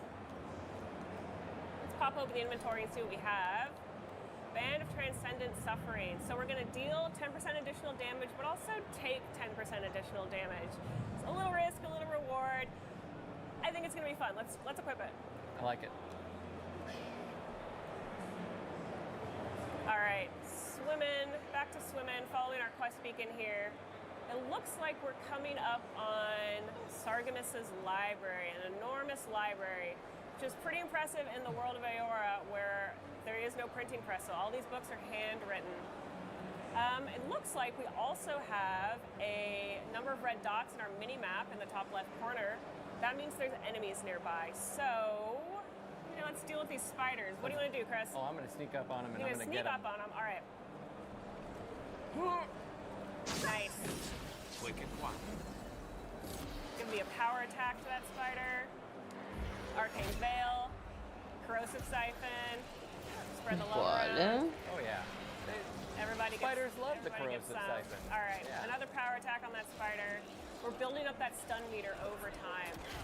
That's going to allow us to do a special attack when the stun meter's full. Looks like Kai's done his companion ability, and now he's taunting that spider, drawing aggression away from us, which is very nice. And now we get that special attack. Hit it with some electricity. And a little bit of electricity grenades. Back off and finish it with the wand. Awesome. Easy. Nice job. Thank you. All right, let's keep moving. Ooh, it looks like we've got a blocker here, some webs in the way. Thankfully, Kai has an ability that will let us get right past that. Let's use Kai's fire starter ability. Ah, vale, puedes manejar a Kai también. And that should burn right away. There we go. It's always handy to have a useful friend around. A guy who can do tricks. Yeah, right? He always has a Like- lighter. And, I'm walking around, I run into a web, I'm like, there it is. I got to get Kai. Call He's him up. dependable. That's what we say about Kai. All right, so I don't see any sign of the expedition team, but what I do see are some Zorops and a water beetle. So let's join their party. Ooh, it looks like that damage we did to the water beetle is filled up again because he's being healed by the Zorop Elder. So we're gonna need to take out that Elder right away. Yeah, burn him down with Corrosive Siphon. Get all my health back. Looking good. Arcane Veil's active. We're healed again. Kai's getting in the mix. Good. Oh, we got Good Bristling friends are beating. Frost. Excellent. So we're dealing some accumulated frost damage. Oh, I'm going to get the Zorop up here. Thinks he's cheeky. Where'd he go? There he is. Running away from us. Did he jump up there? No. Beetle left? Yeah, the beetle's left. The little beetles. Oh, he's so fast. Pero mátalo. Que te ha costado más There you go. el, Nice. el pequeño que el grande. All right. Done and dusted. Let's keep moving. You didn't doubt that I was going to die there, did you? Like, I thought about it. I thought about it, but I was like, no. all right. I trust Chris. I remember that. Yeah. Okay, so we are still looking for the expedition team. Let's poke around this area and see if there's anything interesting we can find. I see 2 godless sigils above a locked gate. And there's something in there these ruins don't want us to get to. Thankfully, there's a wire on the left and a wire on the right. I think those are going to go to the essence generators. So the one on the left was going below us. Let's pop down there and see what we can find. Yes, there it is. All right, that's one down. Where's the other? Ahora, por lo que veo hay muchas zonas secretas para abrir puertas y demás. Vamos, que hay que explorar. On the left. Right there, right there, right there. Yeah, there it is. Got it. Claro, es un mundo abierto. Boom. Nice. All right, with both those sigils activated, the gate is open. We can get our prize from the sarcophagus. Bitter bonding. Let's check that out. All right. All right, 10% of weapon damage restored as health. This is going to be super helpful for us as blood mages. So as we're doing damage, we're going to get a little bit of health back. That sounds fun to me. Let's equip it. You got it. Pardon me, Kai. All right. So I think we're near the relic. We haven't seen the expedition team yet, but we might as well pick up the relic while we're here. There's the relic. It's really shiny. Can't be as easy as just grabbing it. Can it? Ooh, but I don't think the ruins liked us taking that relic. So we've had a bit of an earthquake, and it spawned some skeletons. Hello, friends. Hope you're ready for a skeleton fight. Yeah, always ready for a skeleton fight. What they always say about me. Christian, You know, always Chris, ready for a always skeleton. ready for a skeleton fight. There, Oh, Kai's doing Chris. some help for us over here. Excellent. I think Me we've acabo got de some gastar una rangers on the granada. left. We should deal with them right away. Yeah, they're gonna be no fun. Raining arrows down on us. All right, that's one down. Tower attack. Oh, a grenade nice. as he jumped. Nice. That was Like, hit them stylish. with the lightning. Very is there one stylish. more? Is there another one? I'm being sloppy. Where'd he go? There he is. Oh, it's this guy. Really, That's why. Oh, it's the fighter. Yeah. Yes, absolutely. We got something for him. All right, so he's got a shield, That wasn't which it. means we're going to need to break his defense in order to deal damage to him. That's And why then Chris is using a Kai's- power attack here. Chris is gonna use Kai's companion ability to hit that skeleton, and he's toast. Now we've got a mini boss, the Godless Executioner. Oof. Try again, try again. Try again. It's okay. He'll get me one day. This guy hits hard, and he has a very extensive range, so we he want did, to he did get me. stay. He did get me a few We times. want to stay out of his reach. Madre mía.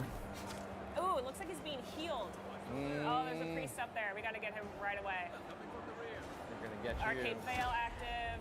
Corrosive Siphon. Melting you down. No more healing. Melt down We're that done with priest. that. Excellent. All right, now we can finally do some damage to the Godless Executioner. Ooh. Good thing we have Hostia. Arcane Veil active. All right, we're building up some nice stun. He's taking frost damage. He's frozen now. Maybe he should let it go.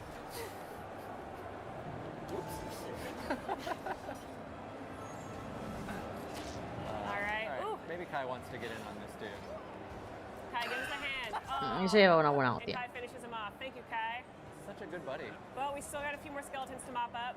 All right, hit him with a electric lily. Oh, no. We're gonna need to break his A defense before we can do Yeah. some damage on him. All right, I have to stop messing around. One Oh, moment. Chris. One moment. There you go. Corrosive Get that health back. Oh, it didn't work. I got potions. All right. ¿Te tienes que curar? ¿Te va a decir? They're over here. I can't believe it. I know, it's the first time all day, too. All right, there's the ranger. This. And Another this. electric lily.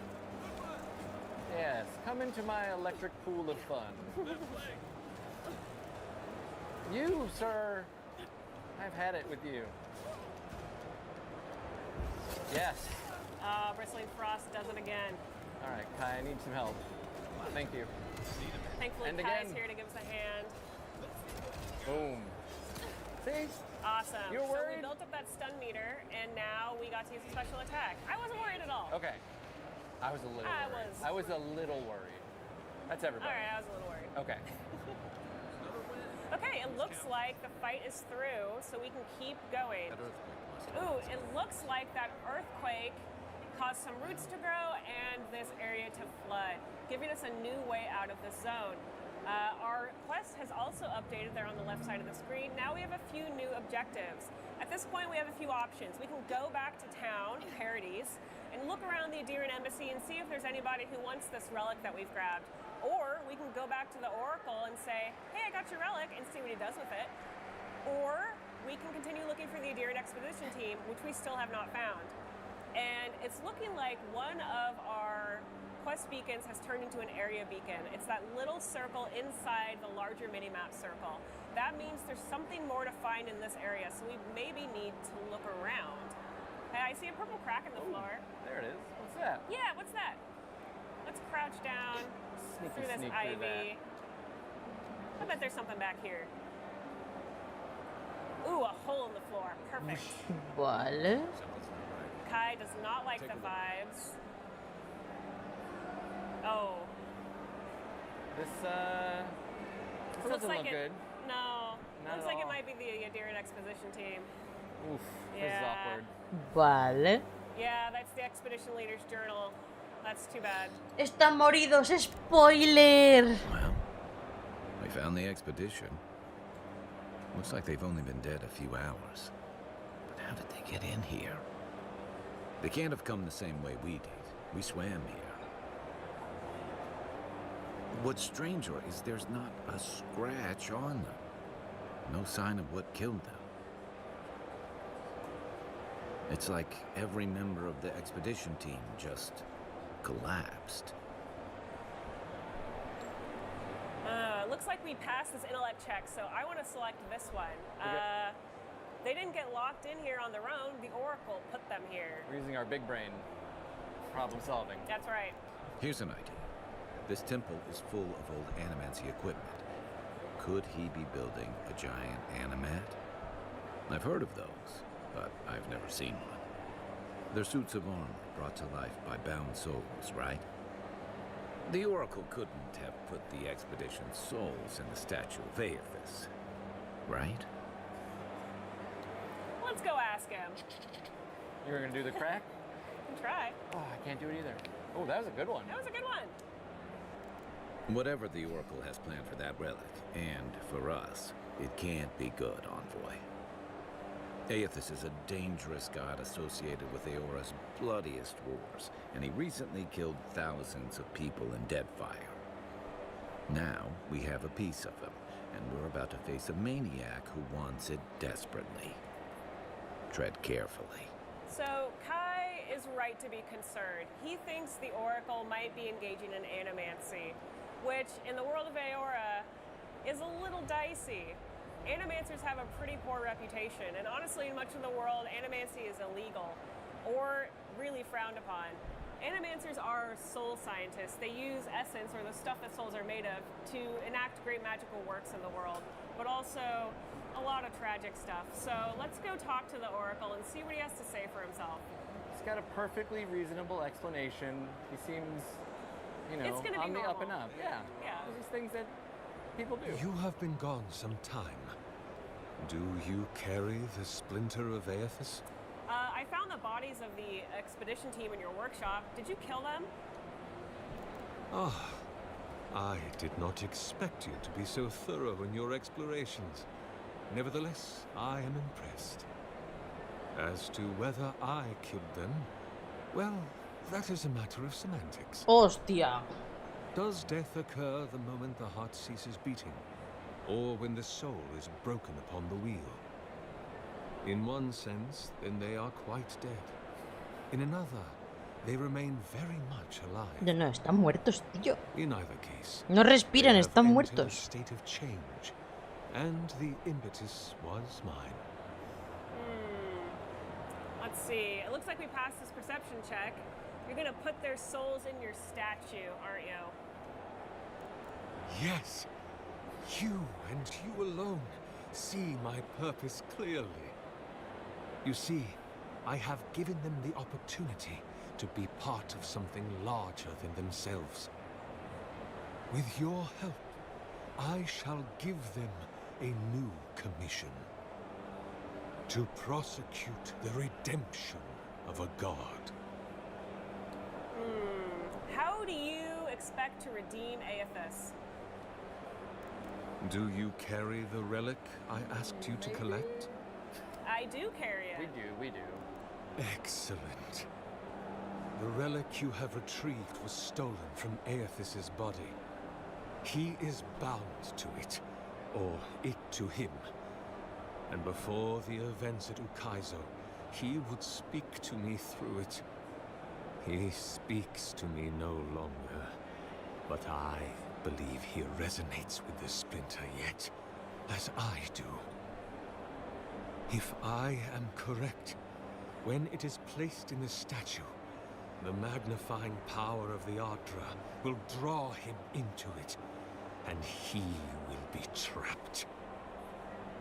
Locked into the reliquary with a chorus of furious souls acting as his conscience.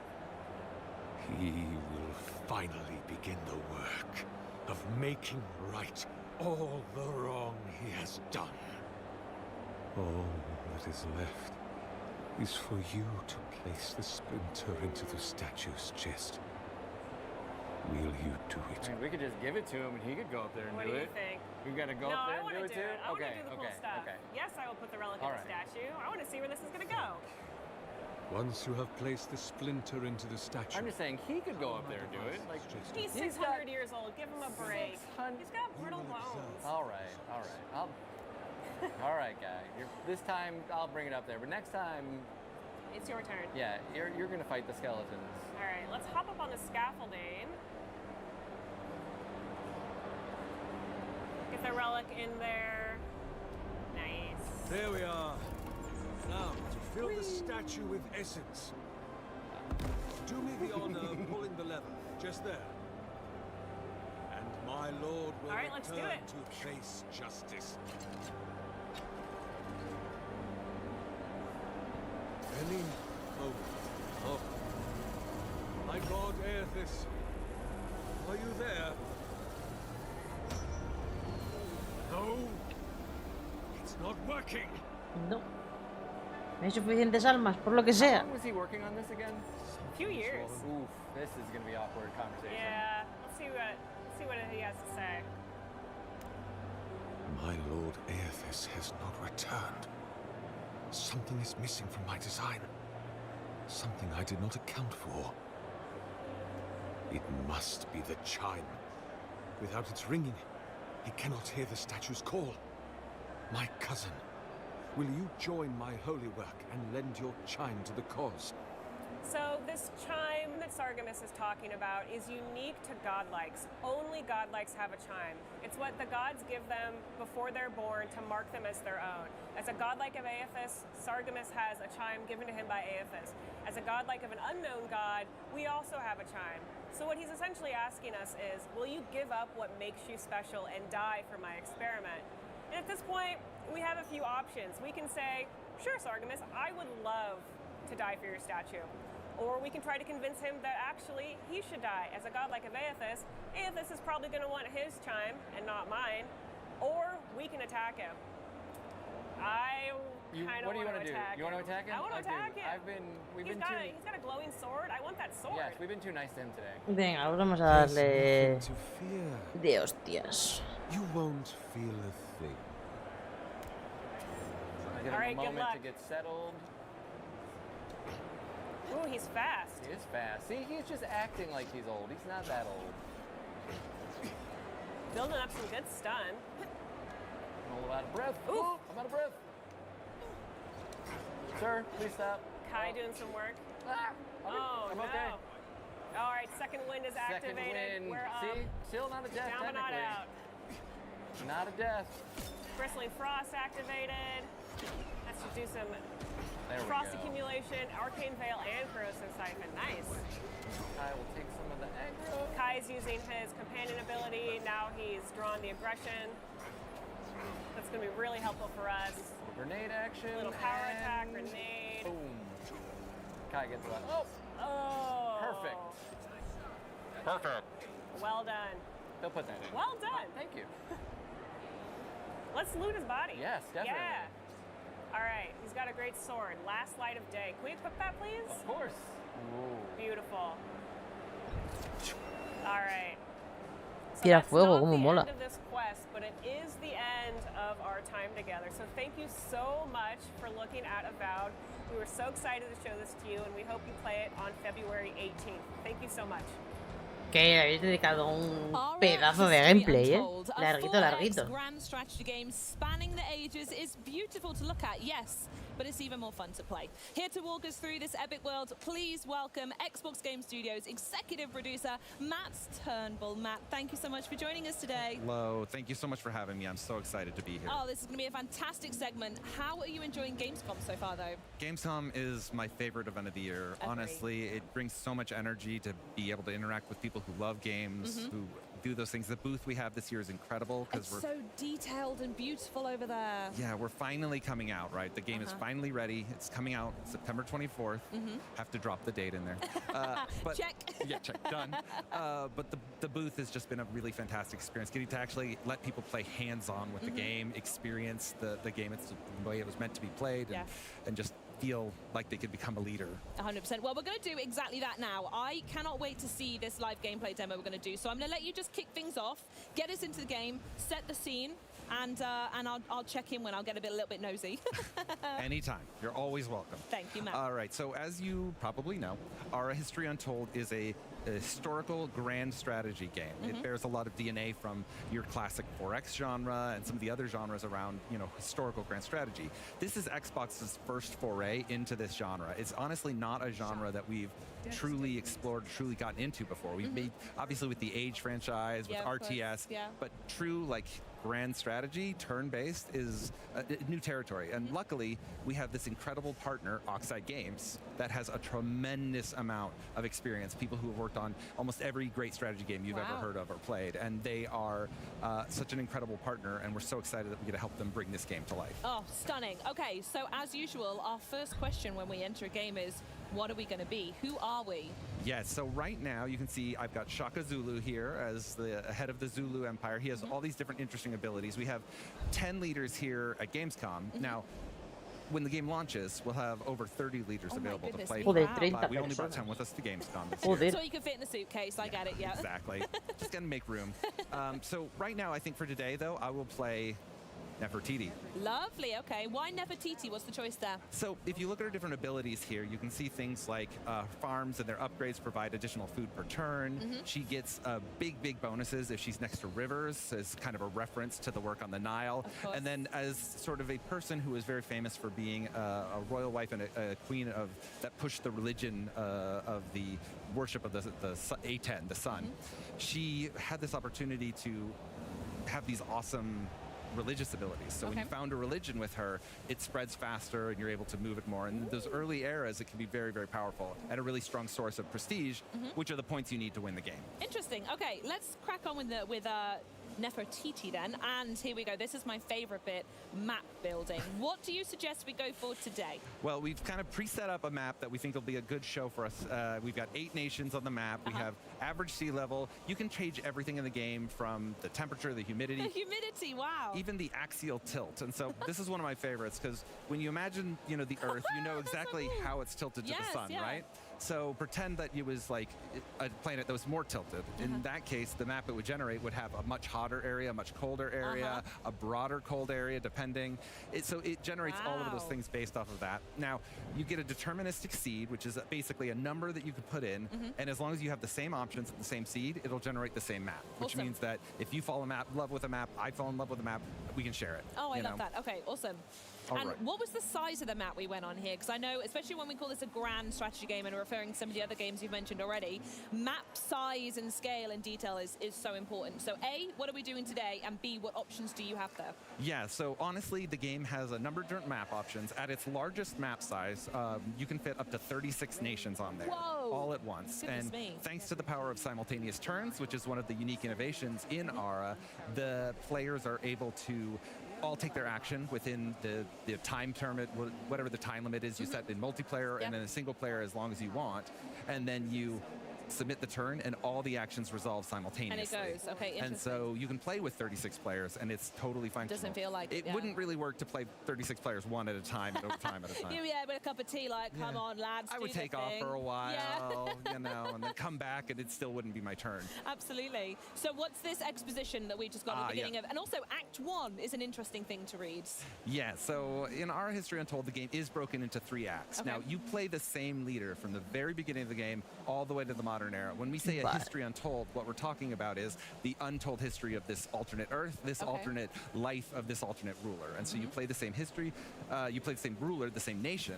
You take them from the beginning of the first agrarian, the first farms, all the way to the modern era, and even a little bit into the singularity age. Oh, God. Okay, well, let's jump in. I want to see this first bit, and I'm picking up on that singularity bit because that sounds wild. All right, so one of the first things you probably notice is that ARA has a kind of a different presentation.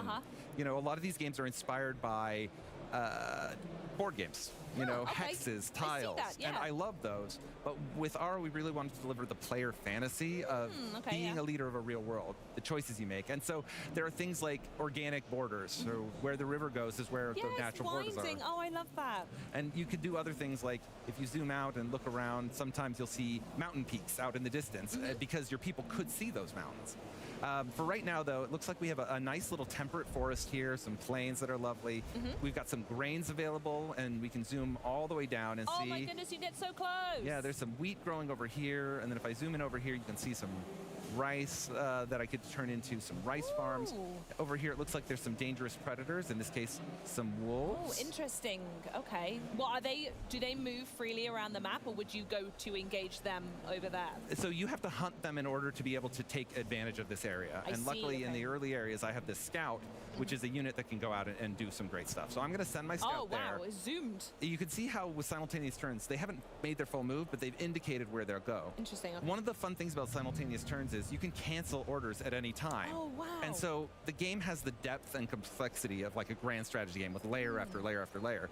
As you set up all your moves, you'll see what all the impact will be, and then you can go, you know what, actually, I'm going to wind it back. That's good. And none of it will go off until you hit end turn. So let's go ahead and get our scout moving and make one other big decision that we make at turn one, which is what to build. So Interesting, yes, because there's decisions are very, very important when it comes to these strategy games, and I'm sure we're going to go through quite a lot of them anyway, but what's this first one that players are going to meet as soon as they start? yeah, so the very first thing you have is you have the ability to improve your cities. Now, Ara is a game about people. It's about your citizens. It's about their quality of life, you know, their happiness, their health, their education. And you improve your lands with what we call improvements that can do things like improve their quality of life or provide them with nice. additional housing. So the first thing we're going to build is a farm, and that's going to help us with some initial growth. And We also, have the same strategy here. yeah, you Love got to do it. And So especially good. with Nefertiti, it's just a great option. And so you can see the little ghostly outline is telling me that that'll show up too. And so when I hit next turn now, you see everything begins. My there we scout go. makes their move. You can see the people have begun work on their farm. Oh, that's so nice. You know, there are people working away at I'm the going, thing. whistling away. Good stuff. Yeah, over Okay. here I've got my great hearth, which is sort of the center of our power right now, where Oh, our leader beautiful. lives. And then if I go back over here, I see my scout is over here. Now, I'm going to send my scout to hunt these wolves. Ooh, okay. Hunting a predator is about clearing the lands for you to be able to use, and I'm definitely going to want to build farms over here, what with the rivers and Nefertiti's abilities. 100%. Beyond that, when you hunt animals, you also can end up getting some early resources. And so you can see the little guys going in there, getting ready to hunt the wolves. Good the wolves luck, running guys. away. But the value of this is going to be that I'll send back furs, possibly food, maybe even feasts that could help Very good. boost my city's power. So Yeah, nice. the next thing we're going to do is pick a technology. Ooh, okay. All right, so I'm going to let you pick, right? Oh, Matt. Okay, here we go. I'm sitting straight. Let's hear it. So we're in the ancient history era. Ara is broken into 12 eras across 3 acts. And so right now we have these very early beginning human technologies of being able to make bows, of being able to ferment food into wines and other beverages, being able to do animal husbandry, understand how to raise animals, turn them into meats. So what are you feeling? What are you aiming for? Knowing what you see around you here with the rivers, the water, but also some of those grains, what feels right? Oh, I'm concerned you're setting me up that there's a specific choice here. Based on how many good choices, many options. Based on how I normally play these types of games, and knowing that as soon as possible I want to start rearing animals at a farm, I've already told you what I want to do here, and eventually going into, you know, maybe more scouts and armies and everything like that. I think animal husbandry, for me, is where I want to go. I'm not too fussed on the pottery. We'll get to nice mugs and plates a bit later, but for now, I want cows and I want sheep. Let's do it. And then we should go and take a look, see if we can find some of those things with our scout here pretty soon. I will say quickly, though, on that decision, as it's such an important one you make at the beginning, what's a good option for first-time players? Is it animal husbandry? Is that the route you would typically kind of recommend people go for? Well, honestly, there are a lot of different things you can do. It depends on what your strategy is. You should really pay attention to who your leader is and what their powers are. So if I was playing Shaka Zulu and I was intending to meet my neighbors and go and try and conquer them right away, I might pick archery. But if I was playing as, again, Nefertiti, I might go for grain storage. Because see, I knew you'd set me up. I went for the wrong one. Or animal husbandry. Oh, because either of those will involve farms that produce more harvest with her that help, especially if I have rivers near me. Okay, you know, but if I was on a coastal island, if I was playing on an archipelago, which I think I pronounced correctly. I think it was good. Close enough. Yeah, that's what I would say. I would maybe go for rope making, which can help you get early boats and those types of things. Good, nice. All right, so we still have our scout idol here. We're going to move them out into the wilds. Yeah, let's expand the territory. We see the fog of war everywhere. You've discovered, what's that just down there with all the little pots and pans? Oh, yeah. So these are basically the remnants of forgotten civilizations. Nice. They contain... Stonehenge is just there, is it? Yeah, just an older circle that was made by some nomadic society. And so eventually what will happen is I'll be able to pick those up with my scout. And as I do, we'll be able to discover some things, and those things will possibly help me. So right now, for example, this collected some furs and some statuary. And so now we're going to go ahead and take this stuff. Now, one of the big differentiators for Aura is that it's taken the complexity of a crafting system, but really stretched it out over 12 acts, over the entirety of human history. And so at any given time, you can build these things that you can use as amenities in your cities. For example, because I found some statuary, I can take those old statues, I can put them in my city, and for 10 turns, I'll have additional prosperity. And if I had any culture improvements, like say a library or more like a museum or something, or an artisan studio making those pots and pans, there we go, they would get a bonus as well from this, the being inspired by the beautiful statues. So I'm definitely going to equip that now, and it's going to, you can see it's going to raise the quality of life of my citizens, and then I'm going to continue to build. Now, I'm also going to go ahead and, money talks, right? It does indeed, Matt. Yeah, so you can always get more wealth, and if you get more wealth, you can use it a bunch of different ways. One of the ways is you can rush production. I can throw money at the problem. So you can prioritize things in the heat of battle if something's going on and you need it. You need it, absolutely. Ooh, okay. Now, you might notice these cougars over here. Pumas, bearcats, all names for the same animal. But they are here. Mountain lions, that's another one. There's another one, nice. It's the animal with the most names. I don't know if you know that, but it actually is. I've never thought of it that way. Weird, but it's true. So I can take them and hunt those, but I'm not gonna, because they're a little more dangerous. It'll take me 2 hunts, and I'll be at danger 4, and I could really lose a lot of health. So, like we said, we're gonna go look for some friendly animals. Let's go find some sheeps. Let's go find something a little safer. The thing I've also found quite interesting is you haven't met any other people yet, and you said this is a small map size, yeah, right? So even on a small map size, there are quite a number of regions. There's a lot to explore. Pressure or instant sort of heat that someone's right next to you and you're fighting for resources. Not necessarily. Is that intentional? There is a bit of an intention to give people a little bit of space at the beginning, but honestly, you can set the game up in so many ways. There's so many options with map generation. You can make a tiny map where everyone is clustered together. You can create it so there's very little land or only a single continent, all of these different things. So in this one, this is a map style that really benefits that. And if you zoom in here, you can see our farm. Wow. When you build improvements in Aura, they sort of expand to take the space you give them. So this is a farm that's been built out here. You see the little scarecrow. Let's see how aesthetically it's just set that up. As someone who meticulously spends a lot of time in every game making things look nice, it's got little paths, it fits to the borders, it's lovely. One of my favorite ways to honestly play is when I'm building a farm. The reason I chose this region is because I like big farms. I like them to stretch out, and I know I'm going to build a farm here with this grain. Of course. I want to make sort of a agrarian district along the coast here, so there'll be a bunch of beautiful coastal farms, and then over here will be like my city center. You can kind of play the game almost as a sandbox at the lower difficulty settings and really just build, you know, the nation of your dreams. And I suppose the most important question is, what's all this worth? What is the end of the game to conquer and wipe everyone off the map, or is it to have the most farms and to have killed the most cougars? I know you mentioned the singularity, but what is that point? What are you trying to do along the way? It's a totally valid question. It's really good. To win an Aura History Untold, your goal is simply to become the most prestigious nation on the planet. You want to earn the most prestige. You want to be a nation that is known to the ends of time and that everybody will learn about and talk about all the way throughout history. So you can earn prestige many different ways. Everything you do has some form of an impact. For example, right now, most of the prestige I've earned is from the quality of life of my citizens. I've been providing them good goods, I've been farming, making sure they have enough food and everything, and because of that, I've been slowly earning prestige over time. When I was to create a religion, the more my religion spreads, the more I empower the religion by having more powers, which are called verses in the game, which give you new abilities. The more of those that I have, and the more that I can convert other nations to my religion, the more prestige I would gain from that. And you can do it through military, you can do it through commerce, and I love the idea that there's someone making notes going, I'll give you a point for that. That was a good decision. Yeah, you can have this prestige. Yeah, you can have this. You're a little bit more well-known now. One of my favorite things about the prestige system is you can pivot over time. In the first act with Nefertiti, maybe I'll work really hard on spreading my religion, but then maybe in the middle eras, in the early medieval ages or something, I'll rush iron and rush into swordsmen and rush into knights and try to do some conquering. And then as I get into the third act, maybe I'll start producing masterpieces. But you can do all of these things, and then you end up in this stack with the other societies. You can see you can constantly see where you're stacking. Absolutely. And you can understand how you're earning prestige and where it's coming from and how you maybe could be doing better. One of the other innovations... Forgettable! Very sad. Oh my, if Very harsh. I ever find myself there, I think I would cry. Well, you wouldn't have to cry for long because at the I end. can boot up a new go and start again. Darme un segundo, voy un momento al baño y ahora Forgettable vengo. Nations are actually culled from the game. Voy a dejar con It is a unique maravillas feature in ahora Aura de that Story allows the Untold. game to sort of consolidate the world, make No the tarda super. nada. So when you get to the third act in an 8-player game, for example, you'll have 4 players, the superpowers. They'll all be what's left, and everything else will have been kind of forgotten to history. In Act 2, we'll lose. And then all of a sudden there will be a rush on all of their incredible findings, all the ruins of their nations, all the stuff that was left behind, and people will be in that kind of age of exploration. Wow, okay, I love that. So what I want to do now is a little birdie told me that you've actually prepped what an end version. Is it Act 3 we're jumping to? Is it Act 2? Where are we going to be checking out now? All right, so we're going to go into a Act 3 save that was done where I was playing as Joan of Arc, Fun. Jeanne Okay, d'Arc. nice.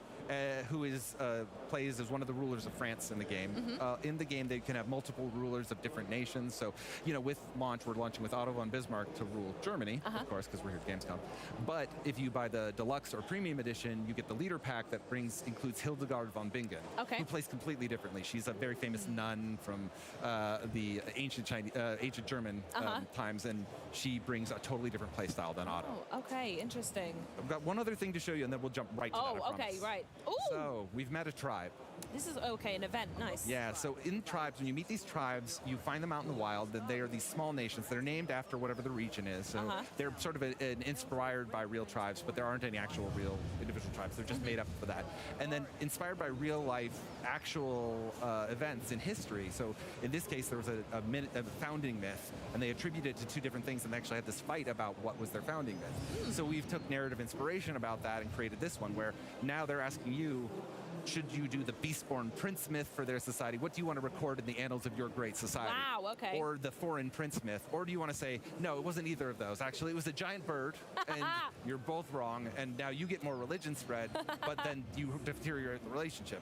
Here, this costs stone for you to be able to build out the prince myth and create the statues necessary. In this one, you need timber to be able to do the things in the woods to kind of show off what the myth would be. And in both cases, you get prestige, but it's about what you have to spend. Yeah. So what would you like to do? Do you like the Beast Prince myth, the Born Prince myth, or do you want to bring your own? I'm writing my own book here. You're doing it. Tell him to go away. It's fine. I can see it has a detrimental relationship That's effect, okay. but it's fine. This is my world, and they're living in it. It is now the Book of Charlieism is written, and yes. we have that. And unfortunately, this will mean these tribal warriors might be mad at us. These guys might be a little bit bitter. Is their current diplomatic status? That's fine. It'll We'll be deal fine. with them later. It's Yeah. all good. Right. We don't have to deal with them Take because me to the future. we're going to go to another game. So this is in a bit of a war-torn world. It's in the information age, but some things have fallen behind a little bit because of the amount of war, and now it's kind of settled into sort of a firm Cold War state. But you'll see different prestige for the different rulers, and you'll also see a mix of different layers of industrial, of modern, as well as... I cannot wait for this. So you can see right here, there's a farm that's a little bit different, and we'll zoom out. Whoa! That's so different. Look at that. And that is the city of Paris. You can see the old city walls that were built up in medieval times are still there because you wouldn't see those knocked down in real life. You can see different buildings and improvements. If I zoom out further, you see the world's been much more explored. And Absolutely. you can kind of start to see it from, that airplane view if you were flying over it. Over here, we have one of our great triumphs. Triumphs take up an entire region and build housing around them. This is the amphitheater of El Jem in Tunisia. It is this incredible coliseum that was built by the Romans in the ancient Veo times que han cambiado de that provides personaje. a lot of different benefits to your society. It's glowing as well. Oh yeah, our triumphs, we always throw a little bit of a sheen on them, a little bit of that's magic. gorgeous. And then if we move around, you can see there's some horse track there providing some value. The way, how close you can get down with a camera, I'm absolutely. in absolute awe. Oh my goodness me. This would be what a wheat farm would look like in this era as well. So the different crops also have different appearance as well. This is a stone pit that's currently producing iron. So Nice. this is sort of an industrial mine, Of and course, you can see the industrial diggers there. And then you can always go into your nested tooltips and say, okay, iron, what do I use iron for? Oh, I know, I use it to craft telescopes or steel. What do I use steel for? I need steel for a lot of things. goodness I'm going to be me. using that steel to make a toilet. metal pots, indoor toiletry, different things that I can use as amenities that I can use to craft other buildings. For example, I need these machine parts to be able to make a large particle collider. Oh, or I would need these machine parts if I wanted to craft the SRS 8000, which is one of the world's largest excavators that was ever built. I want one of them, please. Yeah, you know, just one of those. God, there's just no point where you're not informed of the decisions you're making, and you can really take time with it because, you know, as soon as you're done, yeah, absolutely. And you can delete the bits and pieces along the way and make it good. Yeah, and you can see the borders here with the German state where we had originally had some wars. You can see the city of RJ still has some military units in there.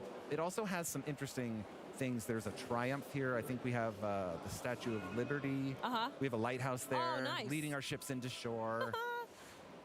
There's just a lot going on everywhere you look. There you can really zoom in and see. And now, it looks complex because it is. This is a core game for core gamers, for strategy gamers. It's a love letter to them. But we've tried to create a lot of things like those nested tooltips, and of course the Encarta, we brought it back, that show you all of the different ways to play, amazing. all the different supplies in the game, the people you can find, everything else. So. Oh, that's so good. And it feels like a juxtaposition to say it, looking at the screen we're looking at here, but this demo only shows a small fraction of the game, right? We have barely touched upon. Are there any other elements that you want to very briefly talk about now before everyone dives in? I'll just show you this little airplane. Yeah, okay. There it is. As the world continues, as it grows, there are all those details. You remember those wolves we saw in the ancient era? Now it's replaced by ATVs and airplanes and hot air balloons. The natural evolution of a wolf to an airplane. Yeah, that's how they grew, I think. And and then dinosaurs came after that, right? It was wolf, airplane, and then tyrannids. And tyrannids, yes. I love those little tyrannids.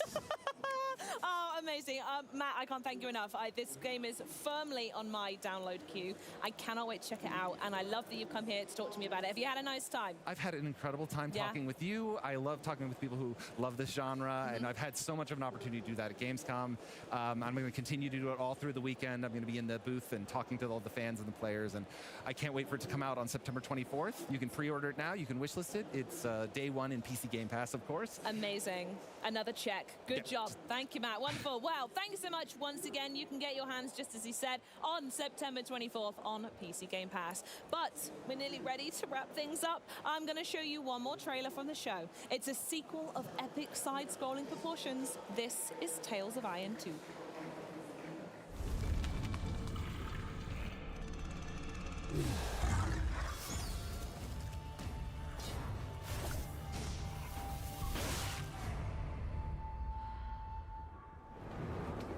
Our world was not ready for their cruelty, their barbarity.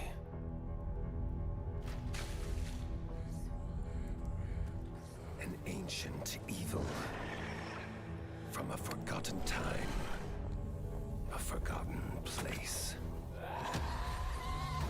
Bewinged devils.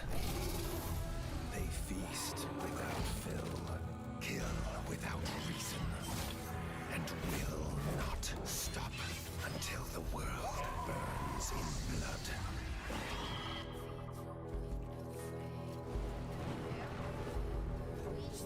Fight fire with fire, they say, but one rat can brave the blaze.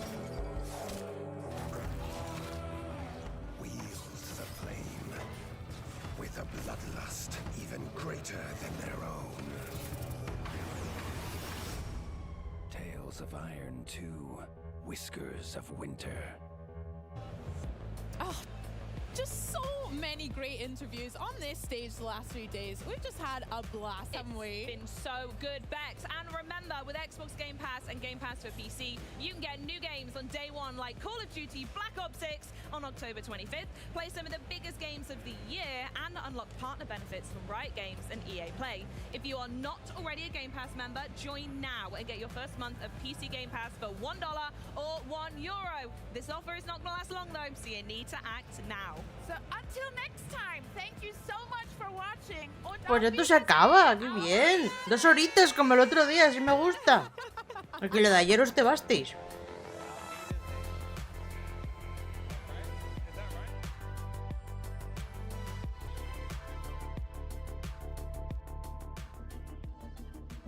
Pues ya estaría, aquí terminaría toda la cobertura de la Gamescom.